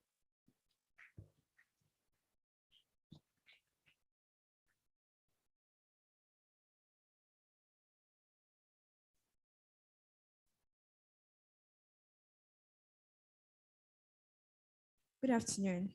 Thank you very much for this session and for sharing your knowledge with us. My name is Queen Chidima Abaja. I'm an entrepreneur. I'm also a humanitarian, the executive director of a non-governmental gender-based organization. Okay, so I'm going to be asking two questions. One is based on an entrepreneur, and the other one as a humanitarian. My first question is, I just made the research, and it's said that the gender pay gap calculator says that the Nigerian men earn 71% more on average than Nigerian women. Life's events like childbirth, marriage, and pregnancy are factors that might hinder a woman in participating in paid work, which impacts on the gender's ability to accumulate wealth. My question is, do you think it will ever get better, as most of these events will keep reoccurring? And my last question is, what are the benefits as an entrepreneur? What are the benefits of banking with Dbn? Thank you.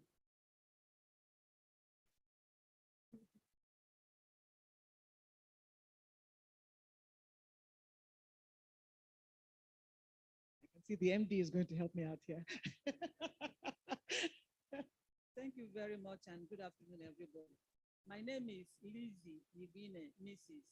I'm an entrepreneur and the national president of Nigerian Women Agro Allied Farmers Association.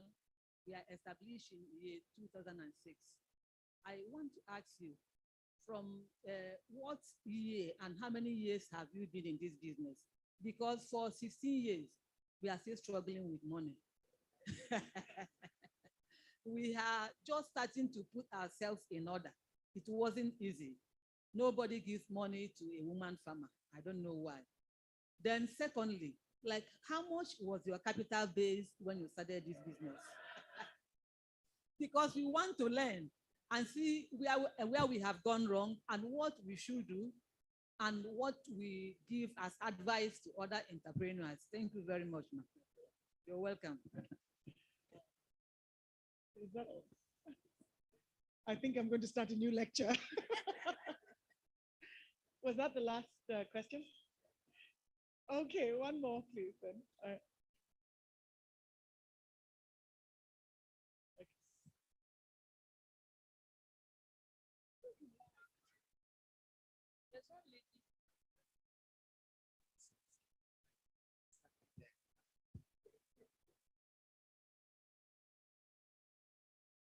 Okay. So, gentlemen and lady, thank you very, very much for those incredible questions. As I said, I would probably have to start a new lecture by the time I answer them all. So I'm just going to give very short answers, and what I could do is work with Dbn to collate some of the questions and prepare some answers and send them across, because I think there's some work that we need to do. And I will start there. At Dbn, we do, in addition to providing access to affordable financing to participating financial institutions, we also, of course, help with capacity building of entrepreneurs. So we work with partners across Nigeria, WIMBIZ, Entrepreneurial Development Center, Leap Africa, various different organizations to build capacity. And I'm sure if you work alongside any of the banks that you're working with, or you'd like to enroll, Lolade will be in touch with you. We make sure that we can reach out to you on some of those courses. There are other major benefits which I'll allow the MD to enumerate as we go along. So let me first thank Mr. Adams for your compliments. I'm actually blushing. And one of the things that also helped me growing up is the fact that I don't take compliments well. You know, I grew up, again, in a class where 80–90% were guys. And, you know, if you ever knew Zaria in those days, you sit down and then the lady passes by and they make a compliment. As soon as she starts smiling, the guys say rubbish against her. So I realized that not everything a man says to you is correct. So if you want to stay humble and stay normal, take whatever a man says and throw 90% away, keep 10. However, I do believe, Adams, that everything that you said, or most of what you said, was sincere, and I thank you for the compliment. Now, specifically is that Ola Kelani was one of our very distinguished project managers, and he did travel the length and breadth of Nigeria and worked really hard. And one of the things that I'm very happy about is that we have ambassadors, JNC ambassadors everywhere around the world, and he's definitely one of our best ambassadors. And what we promise anybody that comes into JNC is that you will not leave the same way you came in. You're going to come in as a better person, more rounded, and learn so much more. I don't want to see my team leave, but if they have to, at least know that you have the door is open to you. You can come back and say hi. So very important. The other thing we tell them, and I say this within the first 6 months of joining, is that you applied for a job, but this is not a job. This is a vocation. And having a vocation, it's a calling. We've got to do this job. So it's a superior job than your regular job. We have to keep this going, and we have a responsibility to keeping the passion alive. So thank you very much, Adams. To Mrs. Angelina, issue to do with disability and the workplace. First and foremost, I think every organization of repute should have a diversity policy and an anti-discriminatory policy. Because one is, in quote, disabled, I don't really like that word, but I'm just quoting you, it does not mean you're not able. In disabled, there is able, and able is more than the dis. So any organization that is worth their salt should have the right workplace policies. They should have the right ramps and things that you can get access to the office. If you're on the first floor, great. If not, the elevators. These are things that should be in place for any distinguished organization. It is harder for an entrepreneurial venture to put all that in place, but I think it's a destination. So as we grow from that zero to hero, the destination is that everybody, male, female, able, disabled, young, old, should be able to work in the organization without feeling discriminated against. I don't like any form of discrimination, but it is a destination that we need to go to. And every time we have an opportunity, we should really push this stance. I would also say that what I will do on my own part is I will speak with some of the big fours, some of those companies that do recruitment, and see if they actually have any special place for recruitment of people with disabilities. And if they don't, let us find ways in which that can happen. That's what we can do on our own to ensure that because one is disabled does not prevent you from getting a job. We had, thank you for that question. We had Mrs. Idia Wura. Madam, you shared a very sad story about your business as an entrepreneur and the difficulties of working in a conflict area. First, let me commiserate with you. I'm so sorry that this has happened to you. It's tough. It's tough. I do hope that things are better and getting better for our country generally. From my own observation, the kidnapping is less, the herdsmen is less, some of the civil strife seems to be less, and I do hope that as we go forward in our country, we can remove it. Now, having said that, at DBN, and again, I'm going to ask our MD to talk a little bit about this, is that we have a product specifically targeted at conflict areas. And as long as you fill the criteria of being, to be able to get the loan, our partners through our banks, participating banks, can work alongside your association and yourselves to be able to provide that capital. But you would need to fulfill the criteria, obviously. But I'm sure we can work on. So I would encourage you, right in front of you, you have the COO, take his card. And Idris, take his card. Those two, take their cards so that you can start to network after, right now. Chidima, who is an entrepreneur. What was your question now? How do you as a woman still be able to have it all and accumulate wealth? I think I somehow answered that question in a way. Again, depending upon where you are in your career, wealth creation may not be the first thing that you're looking for as an entrepreneur. You need to find what your passion is, follow your passion, and turn it into a bankable business that is sustainable. Then add on layers of sustainability as we talked around, building blocks, finding the right people, doing your business and so on and so forth, and then paying yourself a dividend. One of the things I did not talk about is that when you run your business properly and you're a major shareholder, you may be the only shareholder, or you may have other shareholders, pay yourself a dividend. One of the things I did wrong in my business at the beginning was that when we were making money, I wasn't paying a dividend to myself. I would take all the capital and reinvest it back because you're so passionate about it. And when you think about the money, you're going to go to the bank and borrow the money at X%, and I have the money in the here. So you tend to continue to reinvest and plow back. Now, it's not a disastrous thing because your share capital and your balance sheet is quite healthy because you have a lot of retained earnings from your from dividends you haven't paid. But please pay yourself a dividend and create wealth, and then buy things that are sustainable assets, not Ashoebi and all those things that we like to buy as women. Invest in property, invest in bonds, invest in things that will make you money that are tangible. Put things in the name, get right advisors, put things in the name of your children. I won't say more than that, okay? So you have to, I was going to tell you something I shouldn't say, but really you have to think about a trust and think about the future with your kids. Again, don't spoil your kids. So don't put it in their name straight away where they think that, you know, mommy and daddy's money is your money. No, you make your mind. Okay, when I go, I don't know what happens. Fine, that's different. But right here, but you need to allow kids to make their money. So I think you can have it all. You can create wealth and you can be happy. And then you have a partner that allows you to own property in your name. Again, depending upon your kind of marriage, you have joint bank accounts, you may have separate investments, but this is a family decision that you have to make. I would also encourage women to have board meetings at home. So, husband, or maybe you, I'm not sure who it is, but we are the neck that turns the head. Let's get it right, okay?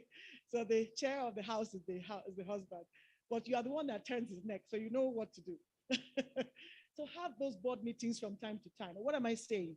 That you have a family meeting, sit about the things that you want as a family, put down where you are and slowly get there. And that can help you with wealth creation, not only for you, but for the family. Finally, I think it was a question on mentorship. For mentorship, there are many structured mentorship programs. I do mentorship through WISCA, Women in Successful Careers. I also do through the Lagos Business School, and I volunteer time, fixed time, to do structured mentorship. Mentorship must not be listen to you, uncover what you have in you and help you to find the oyster that is in your shell. And I'm sure we can get that done. So we can speak afterwards, but I tend not to do a lot of individual mentorship because it's tedious and I don't want to disappoint you. But I will definitely, for you, I will take you on for two sessions of mentorship. I will do that for you. Madame that asked me about my share capital. Oh, I think it's a confidential question, but I did tell you at the beginning how we started. We didn't start the way a regular small or medium enterprise starts. We started with an opportunity that came our way that I took advantage of, that I had resigned my appointment because I wasn't really happy with what I was doing. I wasn't making a difference. I wanted to do something differently. Had a business plan in my head. And I got an opportunity where that financing that was provided for it became the spontaneous finance. I didn't need capital. But as the business grew, I needed to get capital. And of course, the share capital of the company also has to grow because it's not the right size. Nobody will bank you and nobody will give you some of the bigger loans that you may need to do. Finally, on this note, please, ladies, when you take the loans, be very diligent in paying back the loans. So far, women paid back loans are much higher. In fact, in the pharmaceutical industry, which I also play, there's a 99.9% payback of women loans. So let us continue to light the torch for other women. When you can see women businesses, let's give women businesses a chance. Not only women business, any entrepreneurial business. I do that all the time. If somebody didn't give me a chance, I won't be where I am today. So please light the torch for others. Thank you very much.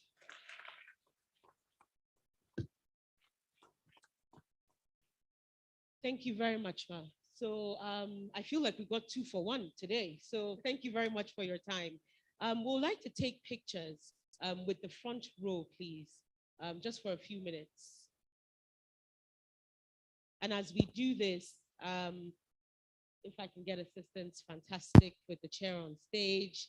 Ladies and gentlemen, we are in the thick of it now with the play.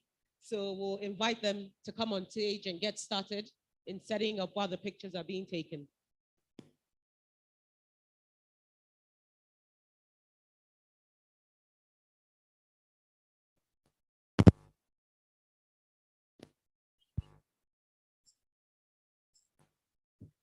Thank you, thank you.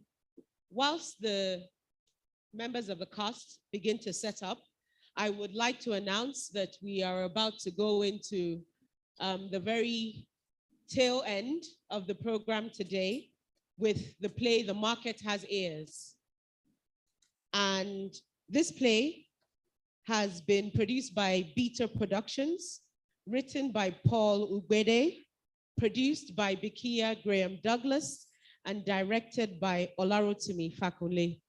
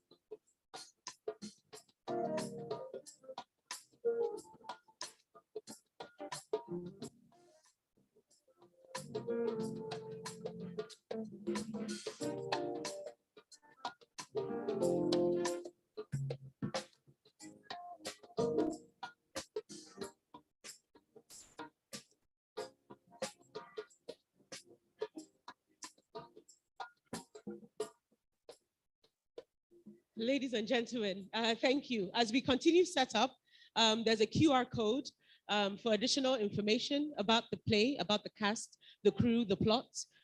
Should you have those burning questions as the play goes on, please refer to the QR code and use it accordingly for additional information. Thank you.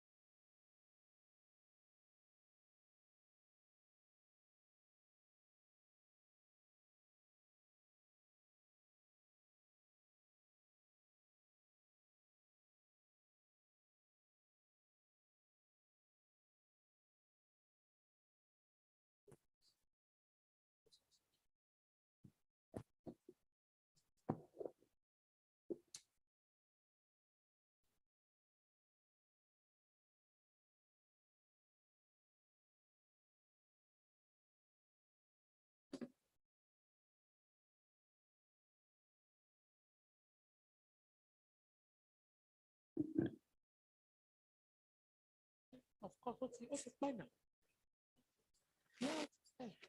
Yeah.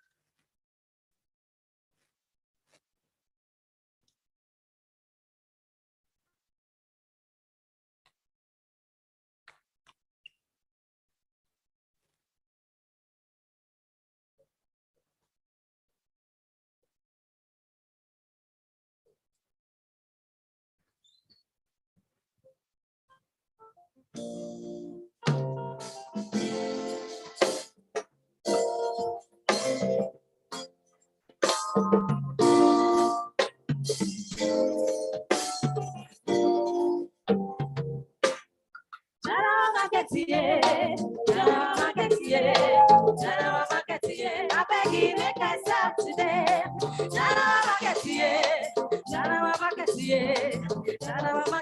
I beg you, make I stop today.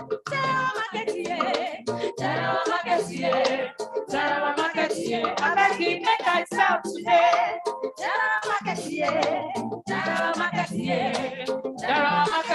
I beg you, make I stop today.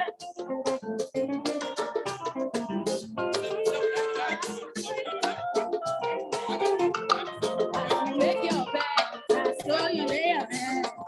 You walk in the morning, you go rest in the evening.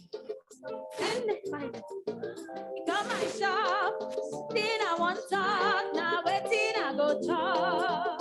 I don't shout, I don't scream, I don't dance, I even sing, nothing where I never do, nothing where I know it. Since the morning, nobody come my shop, waiting I want job, everywhere just dry. Jarawa market, yeah, Jarawa market, yeah, Jarawa market, yeah, I beg you, make us sell today. Jarawa market, yeah, Jarawa market, yeah, Jarawa market, yeah, I beg you, make us sell today. Because I cannot for house with nothing for my boss. But as a market in the end, I beg them make my boss the food. And they beg oh, make my market sell. I beg. Jarawa market, yeah, Jarawa market, yeah, Jarawa market, yeah. I beg you, make I sell today. Jarawa market, yeah, Jarawa market, yeah, Jarawa market, yeah. I beg you, make I sell today. Vegetable. Oh, fish, fish.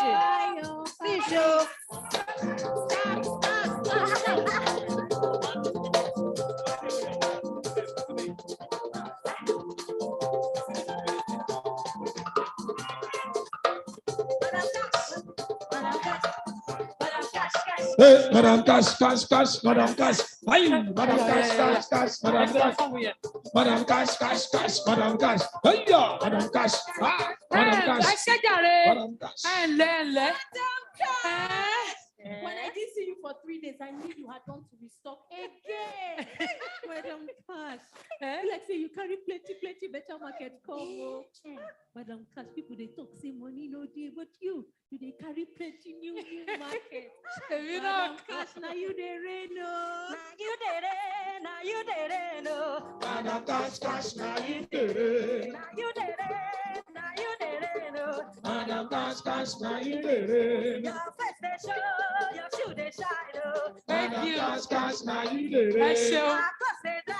Even for it, Madam Cash, now you did it. now you did it, now you did it, Madam Cash, now you did it. now you did it, now you did it, Madam Cash, now me did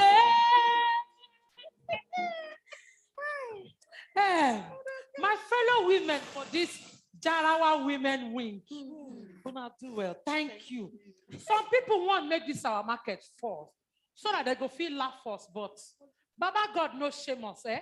Now up like this, they go. Make una help me tell now family and friends them say, Madam Cash don't bring better markets.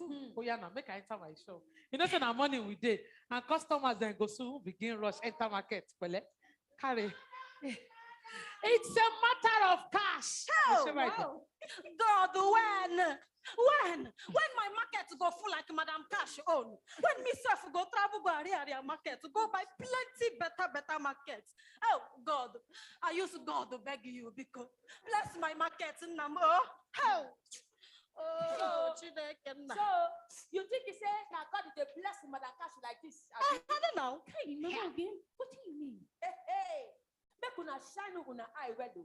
2 years ago, now Madam Cash and Mommy Boro, they share space for inside this general market. Mommy Boro, I lie. Well, her shop used to be so empty that she would sit all day with her hands on her cheek. Oh. We used to find strength in each other and in the hope for a miracle, but apparently that miracle only happened for her. Which kind of miracle be that? I say, which nonsense prayer point she pray past all of us? That woman not sabi pray. Oh, you see, make I just tell you now today, sir. Madam Cash, they use our aziki. Hey, Mama, okay. Oh, but I not believe me. Hey. Oh, yeah, see all of us inside this market now. See all of us. See my food there. They don't try finish the fish. See Mommy Boro. She don't walk inside the general market up and down. They borrow money so they don't call her Mommy Boro. Stop it. My son's name is Adaka Boro. That is why everybody calls me Mommy Boro. Thank you. I hear you. See, our market is fall every day by day. But I all they go fear, pass like express. And when I still take it, say, an ordinary eye, not be juju be that. Mama, okay. Now they reason what you they talk. Because how she go get this kind of money where she they use take stock her market for this kind of economy where we do so. Say now our star she they use a. I agree with you, my sister. Mama, okay. So what do we go do?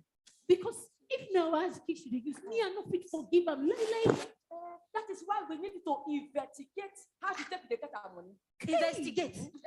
You mean say make we go call police? No. This will not be police matter. At all. What we go do be say we go choose one person make you use style. Assam. So who we go send? Because after everything where you don't talk, so me I not fit follow that woman talk. Mommy Boro we go set. You mean? No, I'm not going. You be afraid now. She go tell you everything. Mommy Boro. Mommy Adaka Boro. Sorry for us now. So as our condition is like this, look you like at me now. Oh yeah, see, if you know what draw for yourself, I beg, use your church mind. Help us. I beg. Let pity us. How do you ladies, even though she's using your stuff, have you stopped to think for a minute that maybe she inherited money from somewhere? Now what did you go help us find out? After you collect this information, those of us may be Christian, we go prophet. Those of us may be Muslim, we go imam. After that one, we go do joint prayer. Then we go come, our business go pick up again. Traditionalist, all join. Yes. After our business pick up, we go come get money. And once our business pick up like this, we go mass enter International. Why correct markets? We said become Cash Madam. Now we go there. Now we go there. No. Plenty cash, now we go there. Now we go there. Now we go there. Plenty cash. cash, cash, now we go rain. Plenty cash, cash, now we go rain. Now we go red, now we go red, oh. Plenty cash, cash, now we go rain. Mama, okay. Oh yeah. When I wake up in the morning, I pray to my God. When I wake back in the evening, I pray to my God. Always believe in trying. Nothing goes for nothing. Always try my best and leave the rest to God. Hey, funny, funny identity. Hey, mama, no, funny, funny identity. Hey, mama, oh, funny, funny identity. Hey, mama, me, funny, funny identity. My papa advised me, make I do my business in honesty. Mama advised me, make I respect all my seniors. Always got my goals according to my size. I know they promise anything where my power no reach. My yes is my yes, and my no is my no. I know they do yanga. Simple woman by nature. Funny, funny identity. Hey, funny, funny identity. Hey, mama. Funny, funny identity. Funny, funny identity. Madam Cash. I love this your song, eh? Mommy Boro, anytime when you sing and dance with me like this, now money you won't borrow. Madam Cash, is it every time that I come to borrow money from you? I know you well, eh? You not go leave your shop, come my shop, if nothing there. But if now money you won't borrow, you not say I'm not get, I just they come back from market. Okay, you're right. But this time around, it's for something different. Now wait a minute that. Madam Cash, is about my business. I am tired. I am tired of always standing at the edge of my life with my friend riding right in the center of it. I am tired of always hoping for a better future because I realize that the more I keep quiet, the more life passes me by. And that is why I have come to ask you, what is your secret? What are you doing differently, Madam Cash? Mommy Boro, what do you want to make I talk now? Eh?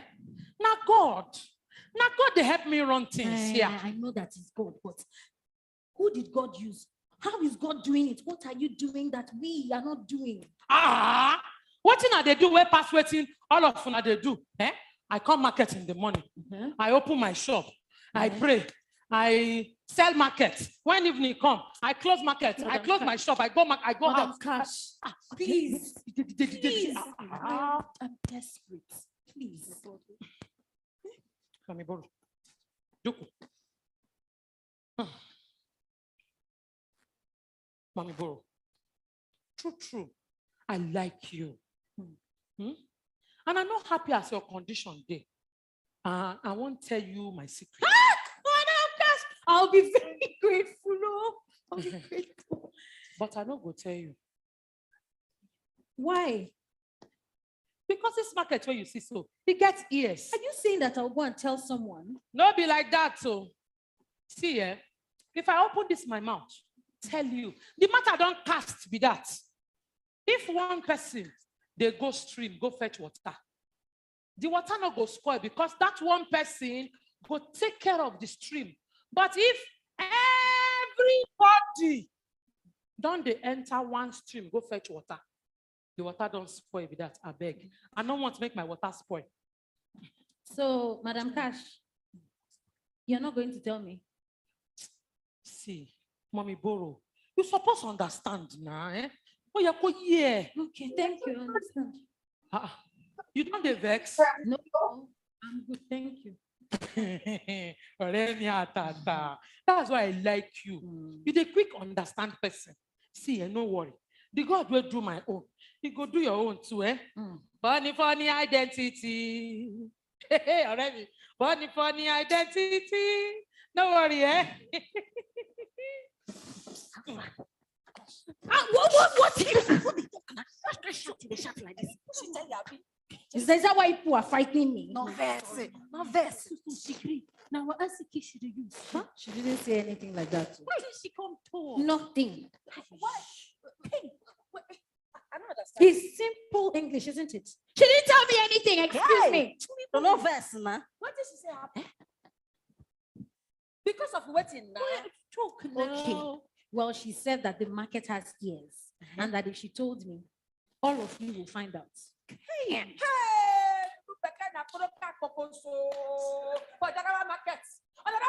tell you. I said this woman are ritualists. Hey, we still need evidence, Mama again. This woman, when she had something, never evidence. I still am of the opinion that she has the right to remain silent. Hey, until she finish our stuff, make we enter, drag her, come out, and make she confess. So, make we stop her before she finish our stuff. Mama, calm down, calm down. Anything what we do now, she will carry your story for just keep police. I beg go. She will scatter our staff. Finish. She don't see him again, collect. See, when we go wait. Eh? So what do we go do now?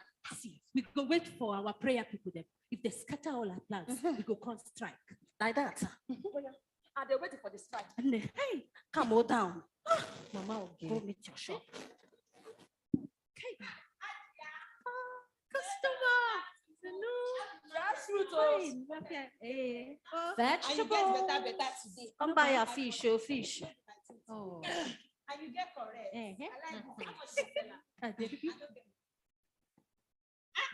My friend. Customer. Vegetables. How now? I dey fine. Eat a kick. I do. This one on 500. This one 200. See, as them small. Every time your market because you know, see, as economy tough. I beg you. Oh yeah, now give me the 200. Like, I beg you, give me my fish. 500.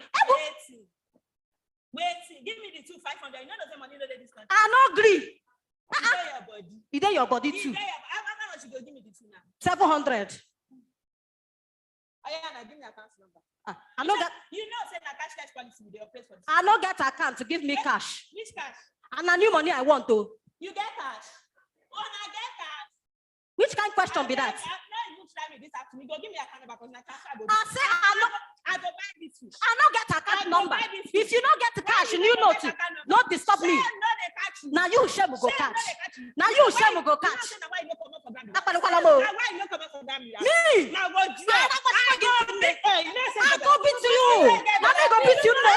You go beat you. I go wound this one. I go wound you. You don't matter. You don't matter. Rubbish. Pregnant. Carry your body packet to go. Which kind of condition be that? Which kind of condition be that? I don't want you pregnant in there. You know better for you that useless hand. You use that touch my fish. Talk to your God. Which kind of nonsense be that? I don't want you pregnant. Don't tell me it's not small. Fresh fruit. Which kind of nonsense be that? It don't happen again, no. Hey, it don't happen again, no. The thief where they thief my money, don't come thief my money again. I'm not seeing my money. Look, nothing there inside. Again, no. Jesus, help me, hey, Jesus, my money don't go. Hey, problem to sell, problem to not sell. Mama, why we say only you every time that they thief your money? Which kind of dirty question they ask me like this? Which kind of question they ask me? Mama, okay, you not see the question she asked me. I don't understand. On another the cases where they happen for inside this in I wonder. Why you go answer that kind of thing? Okay, if one person fit to use everybody's star, how if you not go enter where we not see anybody? I wonder. Be say why you be saying only my mind be every time that the thief and money go. So now what help me find this thief, Abby? No worry. One day it go happen to Ona. This thief go come steal from all of Ona. Nonsense. Mama B, how much did you 15,000 naira. All the money I make yesterday, I didn't steal. 15. Wow. You not go better for that thief. Amen. You not go better for the grandpa papa. And the grandma mama. Why don't you go and burn that thief? You know he go Ladies. Okay, I think it's time. 15,000. I think it's time we get to the roots of this problem. Mama Mbi, where is your book? Which book? Your account book, where you record your purchases, expenses, No, I don't get to that kind of book. Now my head that they use to record everything, and my head now magnet. In fact, teaching book computer. So you remember everything? Yes, everything. Are you sure? Of course now. Are you sure? I say of course. You know I knew him. What of the 15,000 you gave me yesterday to top my son's school fees? Oh, thank you. Thank you. I don't forget. I don't forget that she collect money from my hand. She said they forget. I don't remember, my darling. My old age. I wonder. At least now we know that there's no thief in this market. Mama be here with no account book, cannot remember how much comes in and how much goes out, even with her computer brain. No first, my dear. Mama be you sir, buy record book. I go buy. See, yeah, because mommy go get better mind. If not, your money for don't go. I know. I go buy them tomorrow. And you say for mommy, but if you borrow money, you return them. You return them. Lie, Madam Cash. Yanzu haka, I need you not to be angry. Why I no go vex? Why I no go vex? After everything we are done do for this market association. This decision is not only me that take it. I need you to know this one. You see, the chairman of meat seller, the chairman of oil seller, and all the chairman of all the majalisa inside of Jarawa, they come together, they sit down, they now make this agreement. You understand? If you live with me, you will become chairman Jarawa. You see, the Sabon Gwamna, the new Gwamna, he said that he want to work with market leader that have capacity. So who be the best way in our countries? How about madam? You no need to be rushing inside this matter. Very agile, I believe. Alaji. Tell me who this person be.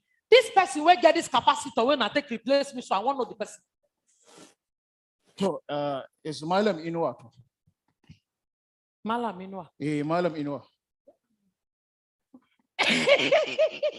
I talk and say she go like him. I talk and say you go like him. That man. That can wait for me. What did he pass me? How about madam? Make we no enter inside this matter, man. I just. Oh, Alaji. No. See, so that my mind go fit calm down. Tell me, waiting Malam Inua take past me. To gaskiya, anga miki gaskiya, pass you at all. You see, the opinion of the majority, shine, the man is supposed to lead us. So because Malam Inua na man, now make him better pass me. Jarawa market. You know the buy.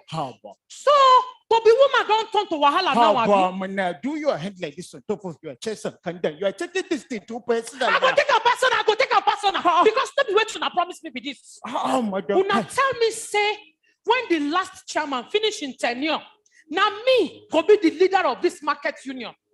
Madam Cash, I need you to relax. Look at me, Madam Cash. Your time she go come. You know that leadership want to need experience. That she kuma leadership skill and no get up. Experience kuma, you no get up. And what the thing that we know that you have, anytime you are coming inside the market, all the market women, no, my she did. So because of that reason is the reason why we come together, we agree that we can make you market woman leader. I don't want to be market woman leader. I want to be chairman. Madam Cash, it's not good day possible, mana. It's not good day possible. Woman cannot lead us inside Jarawa. Woman cannot, they will not accepting you. Kiji, not saying you are angry right now. Your blood is doing tell us. Your temperature can boil do ya. If you just take some time and think about it, you will see that this decision is for the best. How madam? Kwanta da hankali ki ko ki sharuwa ki dan huta. Kin gane? Now, wait, that's all. Got it. Daddy shop me. Daddy shop me. Alaji, what did they happen for her? Bonso. So not crime to be a woman. Now I know say my enemies for this market plenty, but I go fight all of una and I go win. My papa and my mama.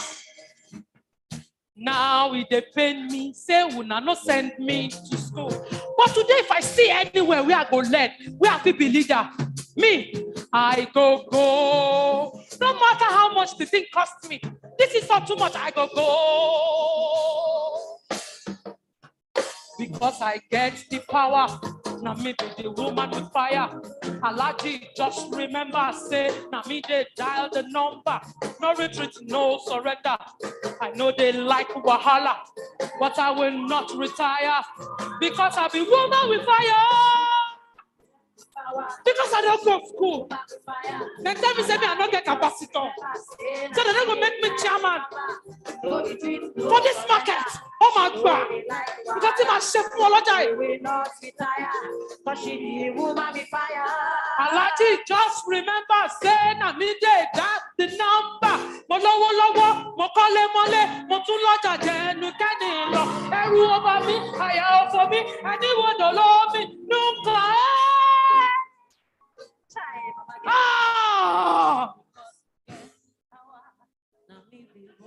Fire. Alaji, just remember, say na me dey that the number. No retreat, No surrender. I know they like Wahala, and I will not retire. But she be woman with fire. Because I get the power. Now me be the woman with fire. Alaji, just remember, say na me dey dial the number. No retreat, no surrender. I know they like Wahala, but I know go retire. Because I be woman with fire. Woman with fire.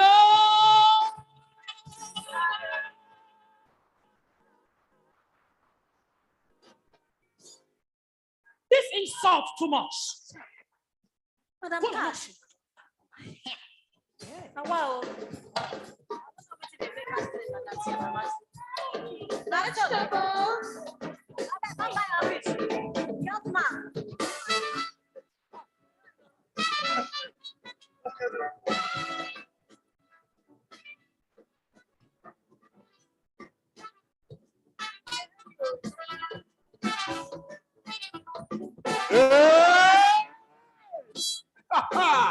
As you wake up, before you talk, make you have sense, make you think well.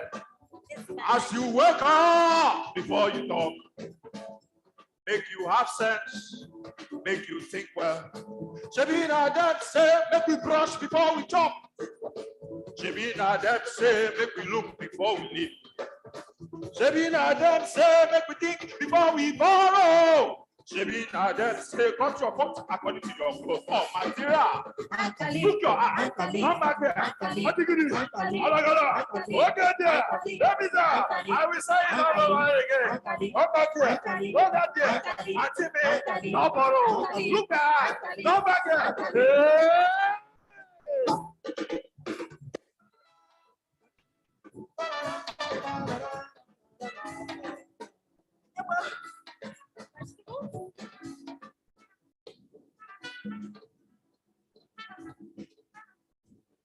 Hey!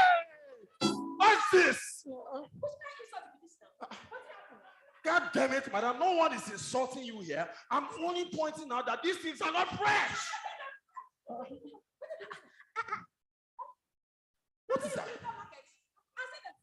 Look, madam, it looks like you are using glasses. Look, I'm young and vibrant, and I know fresh fruits when I see one.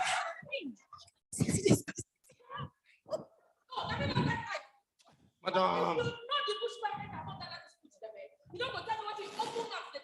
Madam, these foods here, they look stale. Look at this. Look at this. What's going on? Good morning, madam. Good morning. What is the problem? You look beautiful, by the way. Thank you. What Yes. are my friends' market now? Rastafari, I know I want to buy from her. But madam, look at this now. These fruits were not gotten today now. Look at this. Okay. They're not fresh fruits. They were not gotten today. Okay. Madam, I'm not asking her. He must obey. Okay. So how about you take these, next time that you come, she'll have them fresh for you. Look, madam, I'm not saying she should go to the farm and get me fresh fruit. But God damn it, I don't care if this thing has been here for 3 years. But they have to be fresh anytime somebody needs it. What is that? What's right? Please. She will pay. She has said it. She will pay. She will pay. Come on. She said she will pay. Don't treat your customers like this. Don't touch me like that. I will never come here again. Sorry. Oh, madam. I'd like to buy some fish. You won't buy with fish. I said, carry your dirty market to come my side. You're talking to me like that. You, look at it. I beg you, come out before this my picking go. Come out for me, let's swear for you. God damn it. Beautiful destiny. You don't see him mouth. God damn you there. I'll pay, but then why don't treat your customers like this now? I wonder.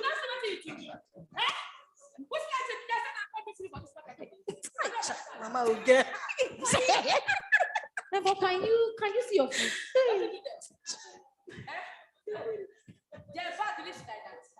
Should I tell you the truth or should I mind my business? What do you want to tell me now? Make I got your way there, Matthew. So, how you can tell me make I got your way there? I shop and take my money back. Okay, since you will not throw them away, what will you do with them? What are you going to do with the fruits? But I told you, Matthew. Yeah.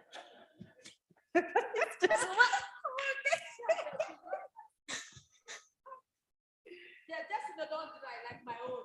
No. Don't say things like that. Profess positivity with your lips. No, that I had talk. But not true now. See me as I did now, Every time I go buy food, before 2 days, you don't fry I go get fish. Or even rot in his voice. Every time I go to struggle with all of my power. But it doesn't mean I say, and they pour water inside the basket. But don't you have another strategy to keep your fruits fresh? Now, how my hand is not the two now, Every evening, and they cover them with leaf. No. Oh, people say, leaf now money, I for block and take over that solar feature. You mean a cold storage room? You get to one like this way, I say for inside one magazine. They say they keep food fresh from January to December. Wow. Hey, every night back they sleep, that's how they dream of a woman. That's how they dream. So I don't get this solar filter for inside this general market. I dream to say, now me, Mama will get the solar filter for this general market to make everybody walk out from left to right in and out to round about. Go buy fresh food for my shop. I wish you said this trip to me that maybe the God will visit the mother catch visit me self so that I go get the money. But tomorrow I go run the 440 enter market to buy that solar filter. I swear.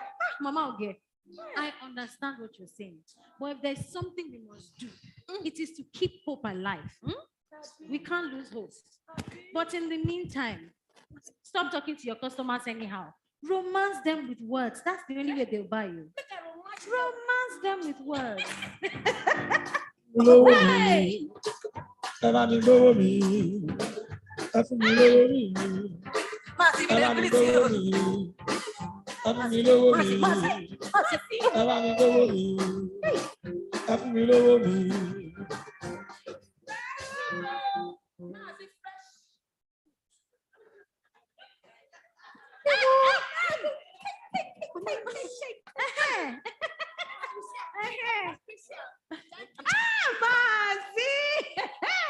I was not expecting you. How will you expect me?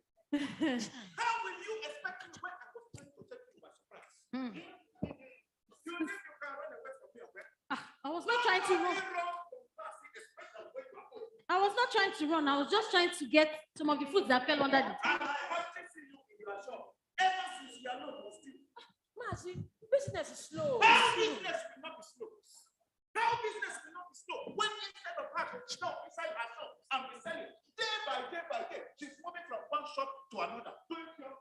Mazi, I am not in the mood for that. You are not in the mood for that. If you like it, be in the song.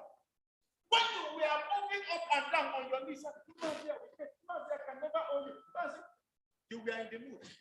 Mazi, now it is time for you to pay me back my money. You are not in the mood. that 40% interest is too much for that loan, Mazi. It's too much. But Mazi, this interest, even for business, so this is your interest too. It is my business. You think I hate to help people? When you came to collect that loan, I spell out my terms and conditions for you. You did not complain. You collect your money. Now it is time for you to pay. You have come with wonderful things. But you said, I think Maybe. Make you try to do something. Make where your heart go reach. Maybe ask me what I can pay now.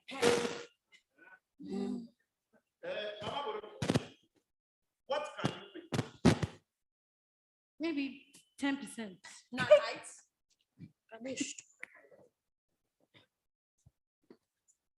Okay, Mazi. Please. Times are very hard, and I have been struggling. I've been struggling so hard that it feels like hell has opened its mouth to swallow me. My husband just lost his job. I have to struggle to cater, for him and the kids. And it's so hard for me. And you're a family man. I know you understand. Mazi, say something now, please. Say you understand. Maybe they say silence is content. Hey, Mazi, God go bless Thank you. Thank you are you. trying to get me angry so that I will react. Then you will go and call police. You'll come and arrest me for assault. Hey, no. And fear just like that to my money as well. It is a lie. Mazi is a tortoise. I am small on the ground, but I can see far. You see this your trick, it will not work. Mazi, this is not even a trick. Look here, woman. You see this your pretty Shut for me. This your pretty story is not going to work. You should have thought about all of this your family issue before you come and collect loan from me. Not pay my interest. You are talking about it. But Mazi, wait first. Wait, I beg. Go and ask around the market now. They will tell you that Mazi has the fairest interest rate. Mazi, so this is your 40%. Now your Gabadaya be yes. Mazi, you not go smell heaven. I don't care. You not go smell I don't care. The only thing I care is my money and my interest rate paid to the last group. Look at me. I will come back next week. By the time I come back next week, my money and my interest better be in your eye. Look at my face when I'm talking to you. Because by the time I come back next week, you will not know this face. Okay. Mazi, give myself. Mazi. Next week. Mazi. Mama Boro. Next week. Shut for inside here.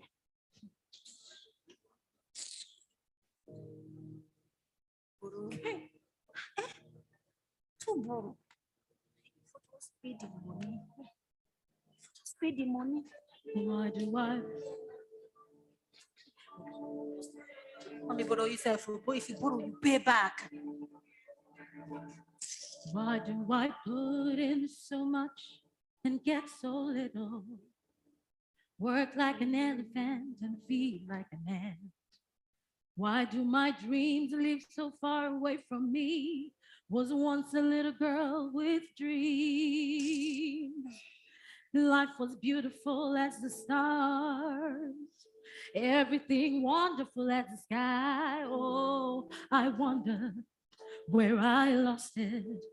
Or has someone cast a spell on me? With all the big dream way I done the dream. Say my market over full, I go send a phone your phone. Money boku food do they break it.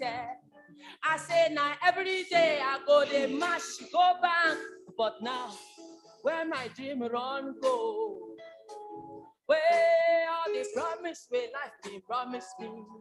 Before I dey see everything from far. But now it be like saying never take lights for my life. Suddenly everything done dark. Now I look around, waiting, I see now this empty space where they look me for face. Oh, suddenly everything done dark. Now I look around, waiting, I see now this empty space where they look me for face. Ya Allah, I can malaika, I kinekebia. Bakone lokachiba. If I had to choose, would I choose to be me? Ya Allah, I can move malaika, I kinekebia. Bakone lokachiba. If I had to choose, would I choose to be me? Would I choose to be me? Yeah. It's my dream battle. My dream battle. Where all the promises life makes me. It was once bright, now it's dark. Someone show me the way. Where's my dream battle? Where all the promises life makes me. When I look around, I see space staring at me.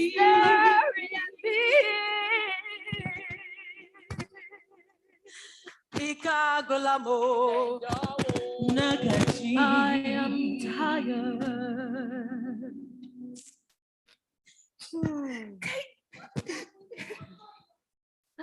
Who be that? Who be that? Amina,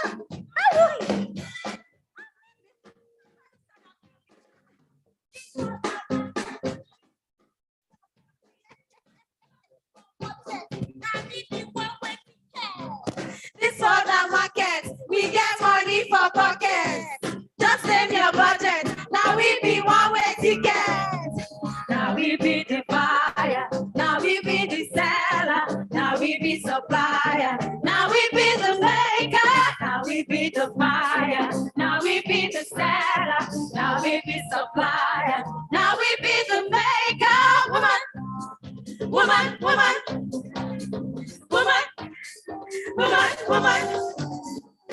Now we be the buyer, now we be the seller, now we be supplier, now we be the maker, now we be the buyer, now we be the seller, now we be supplier, now we be the maker, woman.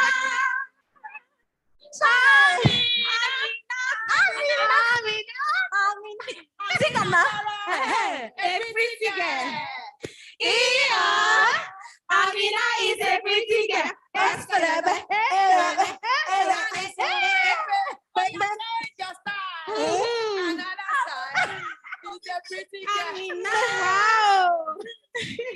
Amina, it's been quite an age.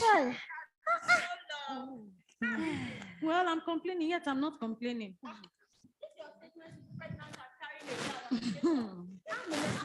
Where you go, where we not see you again? I wonder. Well, I have a job hunting. Hey. And have you found any job? Not yet, but I am hoping. I'm hoping that and they say good things happen to those who wait. You're right. They fool your mouth. We have missed your face, Amina. At some point, I was thinking that maybe they are giving your hand out in marriage. Marriage. I am not ready for that now. Hey, Amina. Hey, don't talk like that, Amina. See, at this your young age, it's good for you to get married and give birth to strong children for your husband. Yes, thank you. Auntie, I know, but marriage is not the ultimate for me. Hey. I want to build capacity, get a job, make something out of myself so that I can be ready for whatever comes my way when I get married. Amina, you are right. I think we women must have the power to change the way society sees us. Correct, mommy, borrow. My education should not end with that. It shouldn't. I'm going to get a job, make something out of myself. Go and accept my husband. Forget about me for now. I brought something. You brought me something. Hey.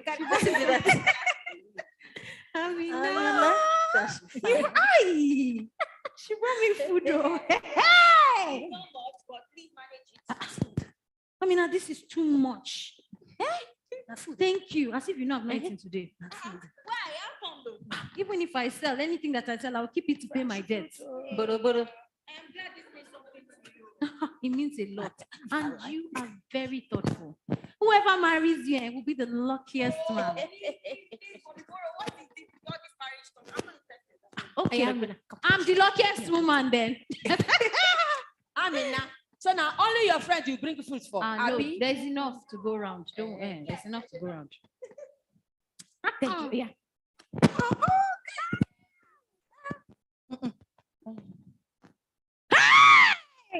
Mommy, bro. What did they happen for there? What's happened? No, wait. Hey! Taste this food. Taste it. What did you want? Salt to pass. Taste the food. I don't. You know, catch me. Thank you. I'm not saying eat. Just a spoonful. Taste it. I say I know what we not show. What till now they test to make I test? Oh, yeah. As soon as I don't want chop. You don't say pregnant woman. That's how they do us. And then, as soon as I don't want chop, make I chop.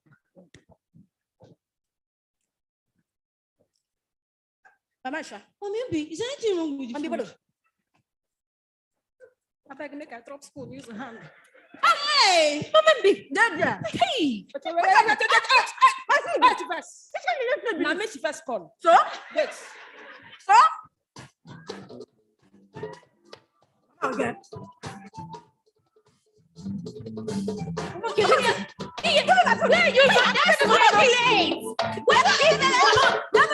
Mama, yeah. That's it. Mama, okay. Bring that food. Yeah, that's it.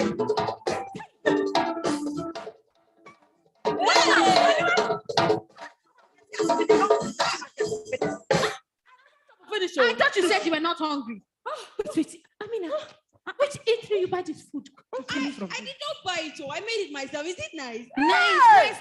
Hey, Is an understatement. It is the tastiest meal I have had in a very long time. Really? Yes. Oh, I'm glad you like it too. I don't joke with things like this, so you can ask her.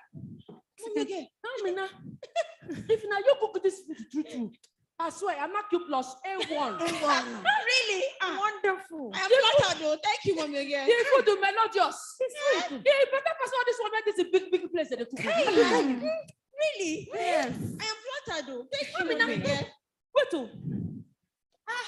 You sabi cook like this. How you still define work? I wonder. This is not work now. Exactly. Cooking. Hey, Amina. You go start to sell for Jarawa market. All of us go buy. Cooking for the market. Yeah. I mean, I see. You go start with the pushy truck. They carry your market up and down. When business pick up, you buy caravan. Hire guests. Yes, Amina. See, all of us, we go tell all our friends. You don't blow with that too. You guys are not serious, are you? We are serious. No. I like cooking, yes, but just as a hobby, but not as a full-time job. Hey, Amina, why not? Sweet. Oh, because I see myself working in an office. Office. I studied banking and finance, and I want a career in the oil sector or in the banking sector. I dream about it every day, you know. Me in my fancy, beautiful dress, my own official car, in my own office, and finally returning home to a husband who is waiting for me. Yeah. Wow. How I long for the man of my dreams. He will be everything I need. How I long for my everyday king. I will be his beautiful queen. It will carry me to the world I see.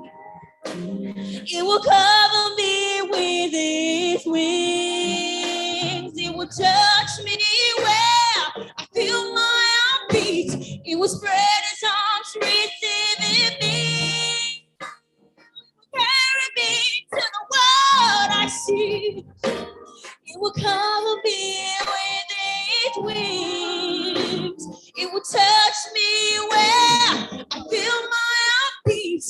will spread his arms to receive me.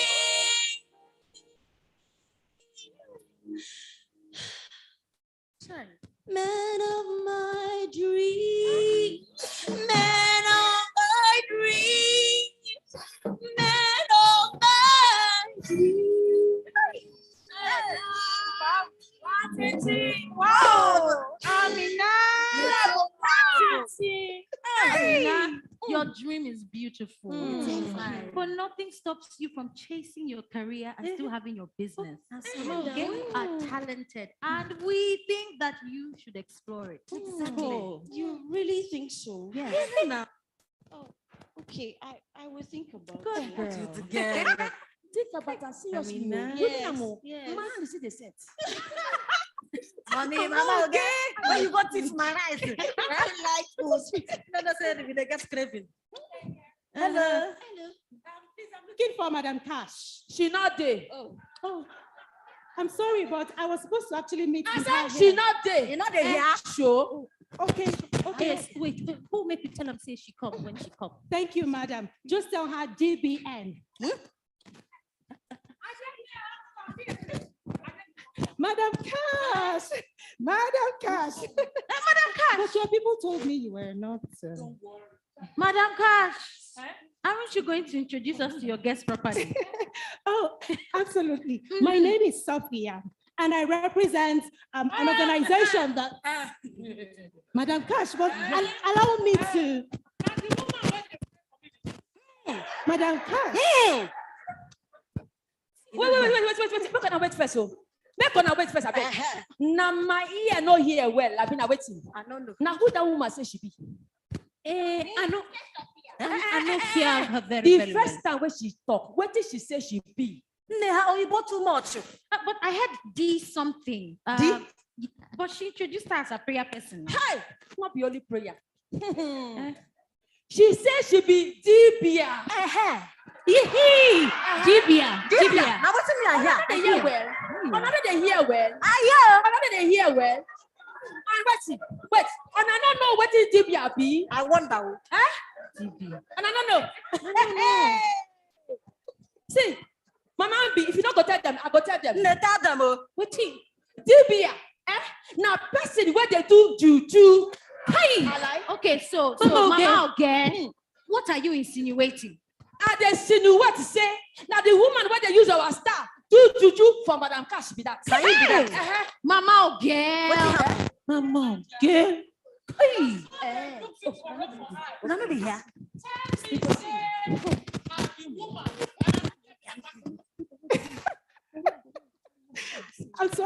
I'm sorry, Madam Cash. It's capacity. Capacity. Yes. I vex. Oh. I begin hate myself. Say, why they want me as Oh no. But you see, when I come sit down well. I don't tell myself again, say, not be offense to the woman. At all. If they want me on this life again, I won't come back. Exactly. But you see, I must get one to one and they come back. Really? I must get this capacity. Capacity. Capacity. That's very good, madam. Yes, that's very good, Madam Cash. But why in your next life? How about now? Yes.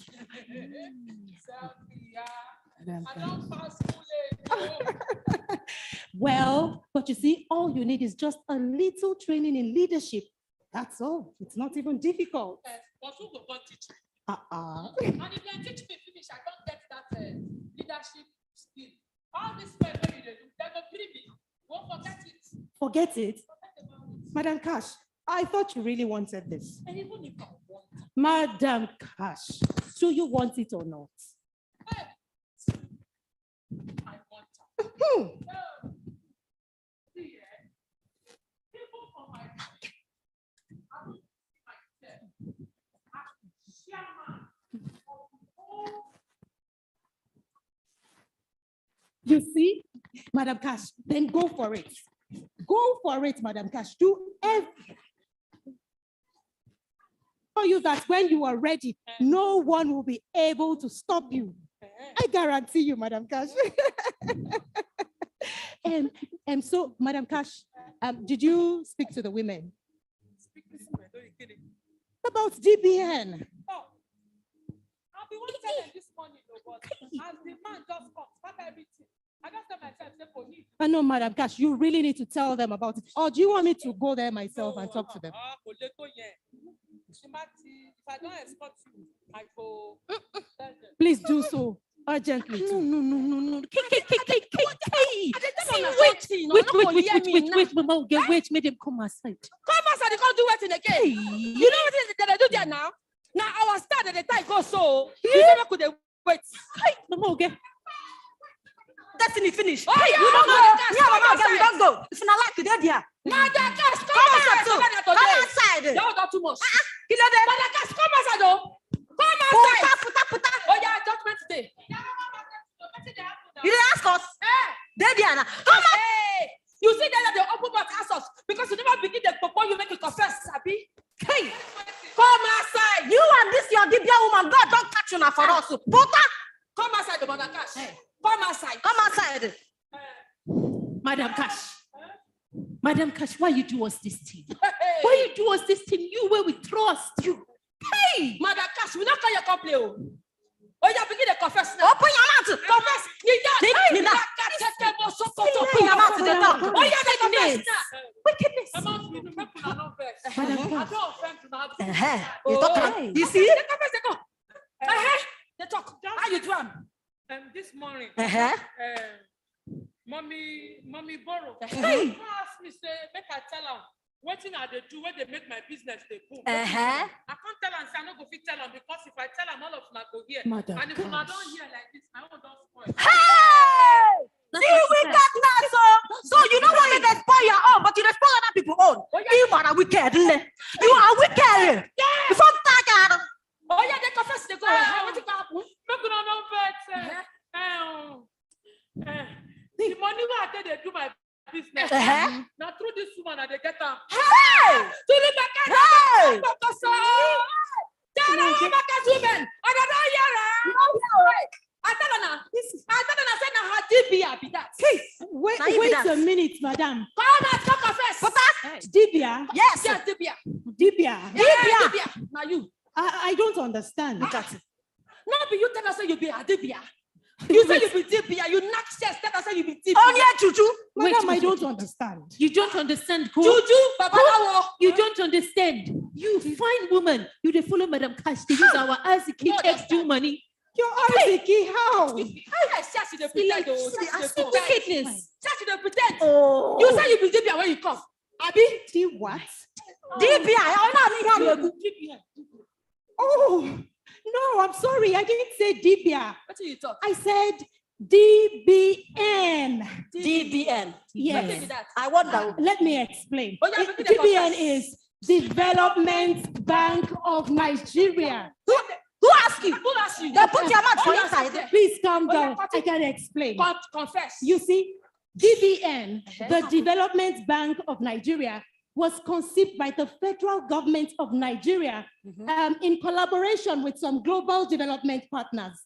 And our main function is to help you, your businesses, micro, small, and medium-scale enterprises to help you overcome financial difficulties. That's all. They're not the same. Oh, you bought them too much. They're not the same. Ladies, wait, hold on. Ladies. Mama, listen. So are you saying that people like us with small businesses can, gain some financial assistance from you? Exactly. That's what I am saying. You see, at DBN, we provide wholesale term funding and risk-sharing facilities to our participating financial institutions. To break that down, that's just your banks and your microfinance banks. Yeah. Now, they will give them to you as loans. Loan. The loans that I took from Mazi, the weight of the interest is still on my shoulders. Oh, madam, you need to relax. You see, that is where DBN is different. Yes, at DBN, our loan rates are very, very easy.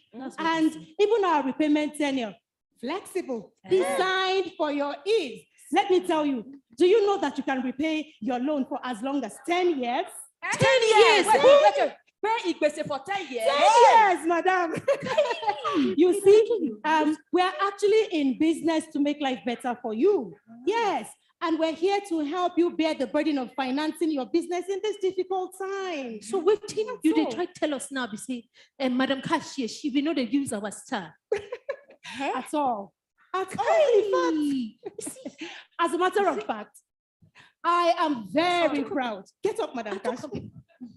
I am very proud to announce to you that Madam Cash here is one of the beneficiaries of our loans. Madam Cash, I want you to know that what you did is a very wicked thing. Very wicked. You call us your friend, and yet you want such important information from us. Wickedness. Actually, I would have come to share the information with you all. But you see, Madam Cash here said she wanted to be the one to share it with you. And as a matter of fact, I'm sure she would have shared it with you. Do you support startups? Absolutely. You made your decision. Yes, if Dbn will help me. Certainly. You see, we lend to all sectors of the economy.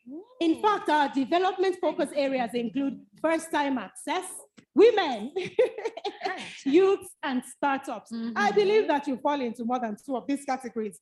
Plus, the fact that we're going to be focusing now on Northeast, Northwestern states. I believe you also belong there. Very good. Certainly, we're coming down to South. What about the SAT? We belong to the whole of Nigeria.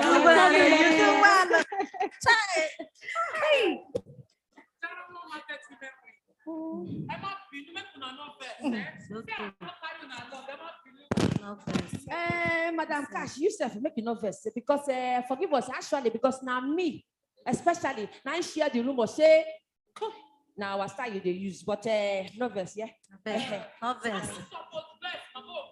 Because now me give room for rumor. If they say I don't carry on alone, this is not good. And you see, what don't say that they pay mafia. If I tell all of now, the two way take like no go reach us. But now I don't go say first we get Dbn. Because the other fellow women not supposed to fear. That's so. Now I want to represent as shaman. Hey, shaman. Wow. You want to represent us as shaman? Yes, now. Cash. Now my dream is not this place. But the men they don't say I'm a woman, and then I don't get capacity. Mama Cash, how you want to get this capacity? Well, that's no problem at all because part of our responsibilities at Dbn is also that we organize leadership and empowerment training for women. Wow. Yes. This way we help you to build your capacity in leadership. And we also help to prepare you for responsibility. Wow! Oh, yeah, Dbn. I ready training for our chairman. Yes, absolutely. None of us need skill. To help our business. Yes, so hey. And now that we all are agreed, we are agreed, right? Yes. I believe it is now time for us to process your training and your loans. Dbn, thank you. Hey, God go bless on that. Hey, my fellow women, and I don't see our life without better finish, Abby. Hey, now we go follow Dbn, enter our chairman office, go sign our paper. Yes, then all of us go mash, go meet the men. Them tell them say this time around, now the turn of women to be chairman. Yes. We be woman with fire. I like you just remember saying that we did that the number. Not you, no surrender. Like Wahala. You're welcome. Woman with fire. Because I get the power. Now we be the woman with fire. I like it, just remember saying I mean that the number. No retreat, no surrender. I know they like Wahala. And I will not retire because we be woman with fire.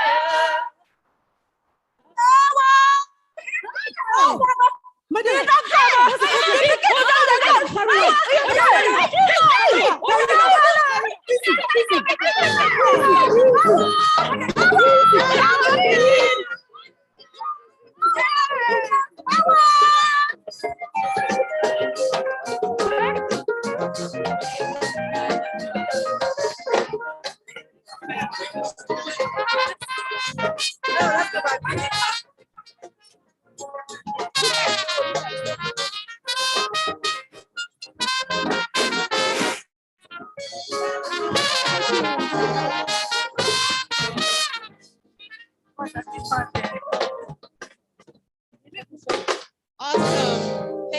Thank you, ladies and gentlemen. I'm happy to see that we stuck through it. How do we feel about the play? Okay, so I take that as a roaring endorsement. Before I call the cast to come back on stage for an encore, I would like to recognize in our presence, she arrived during the play, distinguished Senator-elect Ireti Kingibe. Welcome.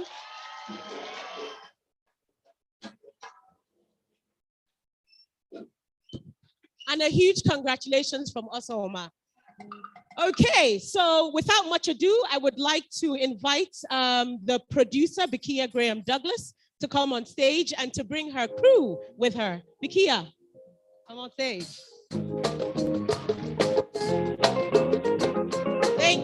Thank you so much. My name is Bikia Graham Douglas. I'm an actress and a producer, and I'm the founder of Beta Productions and Beta Universal Arts Foundation, where we impact lives through storytelling. And for us, stories are really about life. And as you can see, the stories that were told on here, many women in the audience here can relate with different characters on stage. Please give DBN a round of applause for making this possible for us to be here. And now I'd like to invite the amazing cast and crew who worked really hard to put this together. As you could see, it was excellent work. And Nigeria has so much talent. And there are so many people like them. But what we lack is opportunities. And we're calling all of you to support us in building the performing arts industry in Nigeria. Thank you, DBN, for this opportunity. And I'll personally like to recognize Auntie Reti. Auntie, thank you. She's distinguished senator to everybody, but to me, she's also my second mom, my mom of blessed memory. I know she's watching and she'll be very proud. And Auntie Reti has always been there for me. Thank you, Auntie, for being here. Thank you. And now my cast and crew, please, can you join us on stage? Mauyo, Madam Cash, Moji, Amina, Oluchi, Madam Ingbi, Sapia, DBN representative, Ina Irizia, Madam Ogel, Chidima, Shima Goddess, and I'm sure you enjoyed the national anthem. Please give them a round of applause. Chidima and Oluchi, Madam Borrow, please don't borrow anymore. And this is Tosin Adeyemi, who played Hajia. Abdul Mazi, Dean Tony, as we all know here. This was our production assistant, Isaac Daniel. Our stage manager, the man of wealth, as we call him. Our associate producer and customer in the market causing trouble, Dolako Bankole. Yes, you were causing trouble. Our production assistant, Mimi, as we fondly call her. Our makeup artist, Serena. Alhaji by Daniel Okosu. Our set designer, Yemi Davis. And our director, Olarotimi Pakule.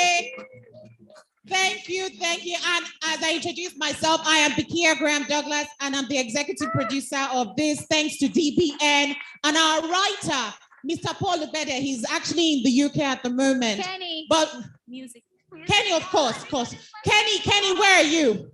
Yes, our music director and our composer and our amazing band. The whole music crew, they put this together. And I'm sure you can agree that they were amazing. They are based in Abuja, so please, you can book them for gigs. What's the name of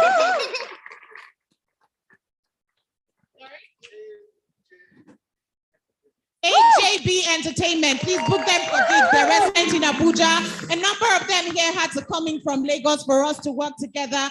And one thing I would like to say is that this is Nigeria. We're all from different parts of the country.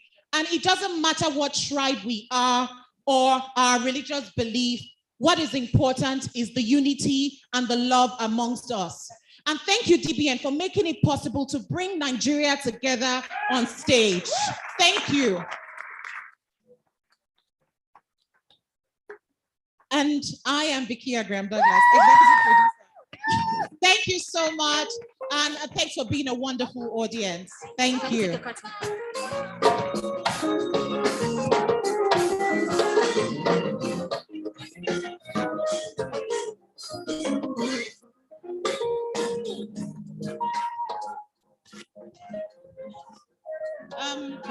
We would like to take a few pictures with our management team, please, the writer and the producer.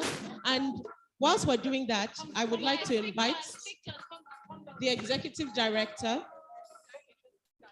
Corporate Services and Chief Financial Officer, Mrs. Ijoma Ozolumba, to deliver the vote of thanks. So whilst we're organizing the pictures, Madam.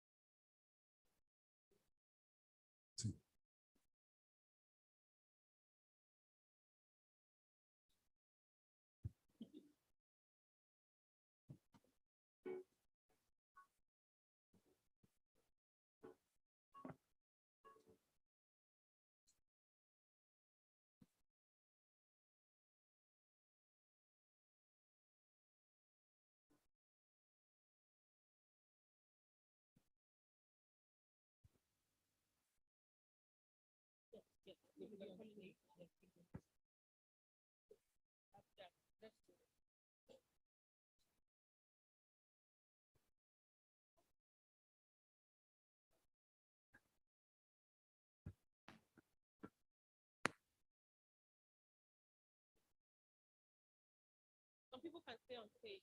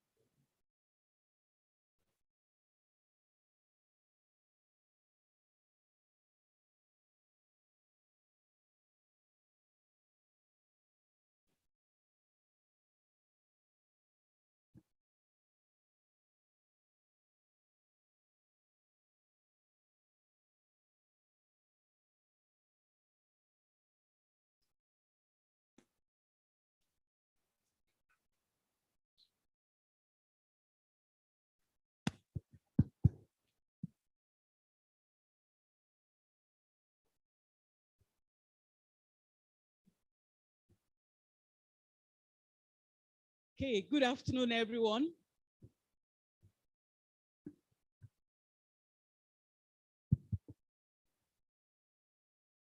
Good afternoon.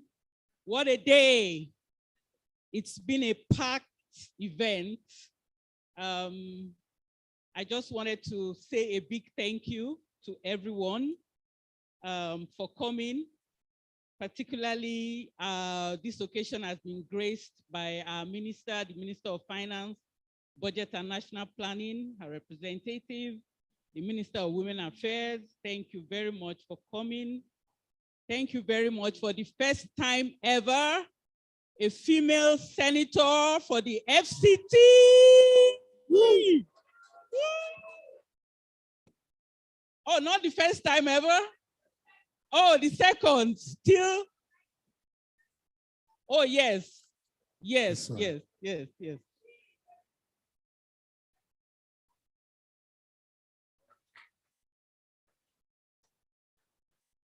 Thank you so much. It brings to mind what we heard from the keynote speaker, shine the light for other women. We are so grateful. Thank you so much to our keynote speaker. This is what we've been enjoying for the past 6 years at the Development Bank of Nigeria, a lady that always inspires me to do more. We heard a lot of things, and I was scribbling so much. I would like to rehash some of the things she said, starting from the very obvious: get yourself audited, since I'm an accountant. Very important. Have a transaction team, have your people in place. Make sure you shine the light for others. That's really, there are a lot of nuggets that came through today. Thank you very much for the inspiration. And we had a testimonial right here in the room. What can be stronger than that? Thank you so much. I'd like to say a big thank you to the board, the rest of the board of DBN, and the management staff, of course. Thank you very much. We had the chairman of Impact. I think he's left now. Thank you very much for your support.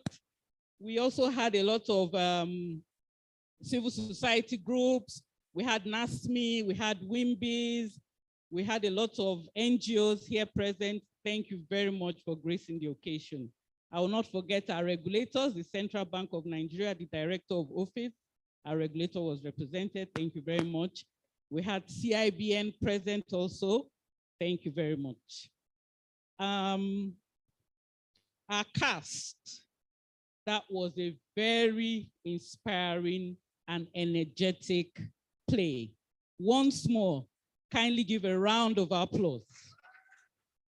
Thank you so much. Our very innovative team, I won't leave you out, that put this together. Our head of sustainability, she's been here up all day. Lola De Awogbade, thank you very much. When she came to us with the idea of a play, we're like, that's very innovative. We should definitely do that. Thank you for your energy and your inspiration, Lola De. I won't leave out our amazing Idris Salihu and Sadiq. Thank you for putting it together. Thank you so much. Thank you. Well, one last nugget from our keynote speaker. Don't leave here without 10 cards. Remember, she said that earlier today. We have a networking session out there. There's food, there's drinks. Don't rush away. Stay around and meet people, network, get business ideas, get business contacts. Thank you very much. Finally, thank you very much to the MD, CEO, Development Bank of Nigeria, Dr. Tony Okpanachi, for your leadership. Thank you so much. Thank you. Thank you, everyone. Thank you very much, Ma. And ladies and gentlemen, we've come to the end of the journey for 2023. This is an annual event. We have your details. We'll be sending you an invite for next year. Please reply, spread the word, show up. Thank you very much for your time today. Bye. Have a good day.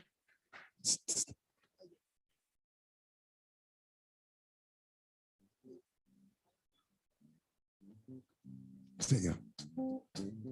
Come on, man. Come join me, man. Hey, I've got sunshine on the cloud day. We're on this cold side. I got a money man. Wow. Way.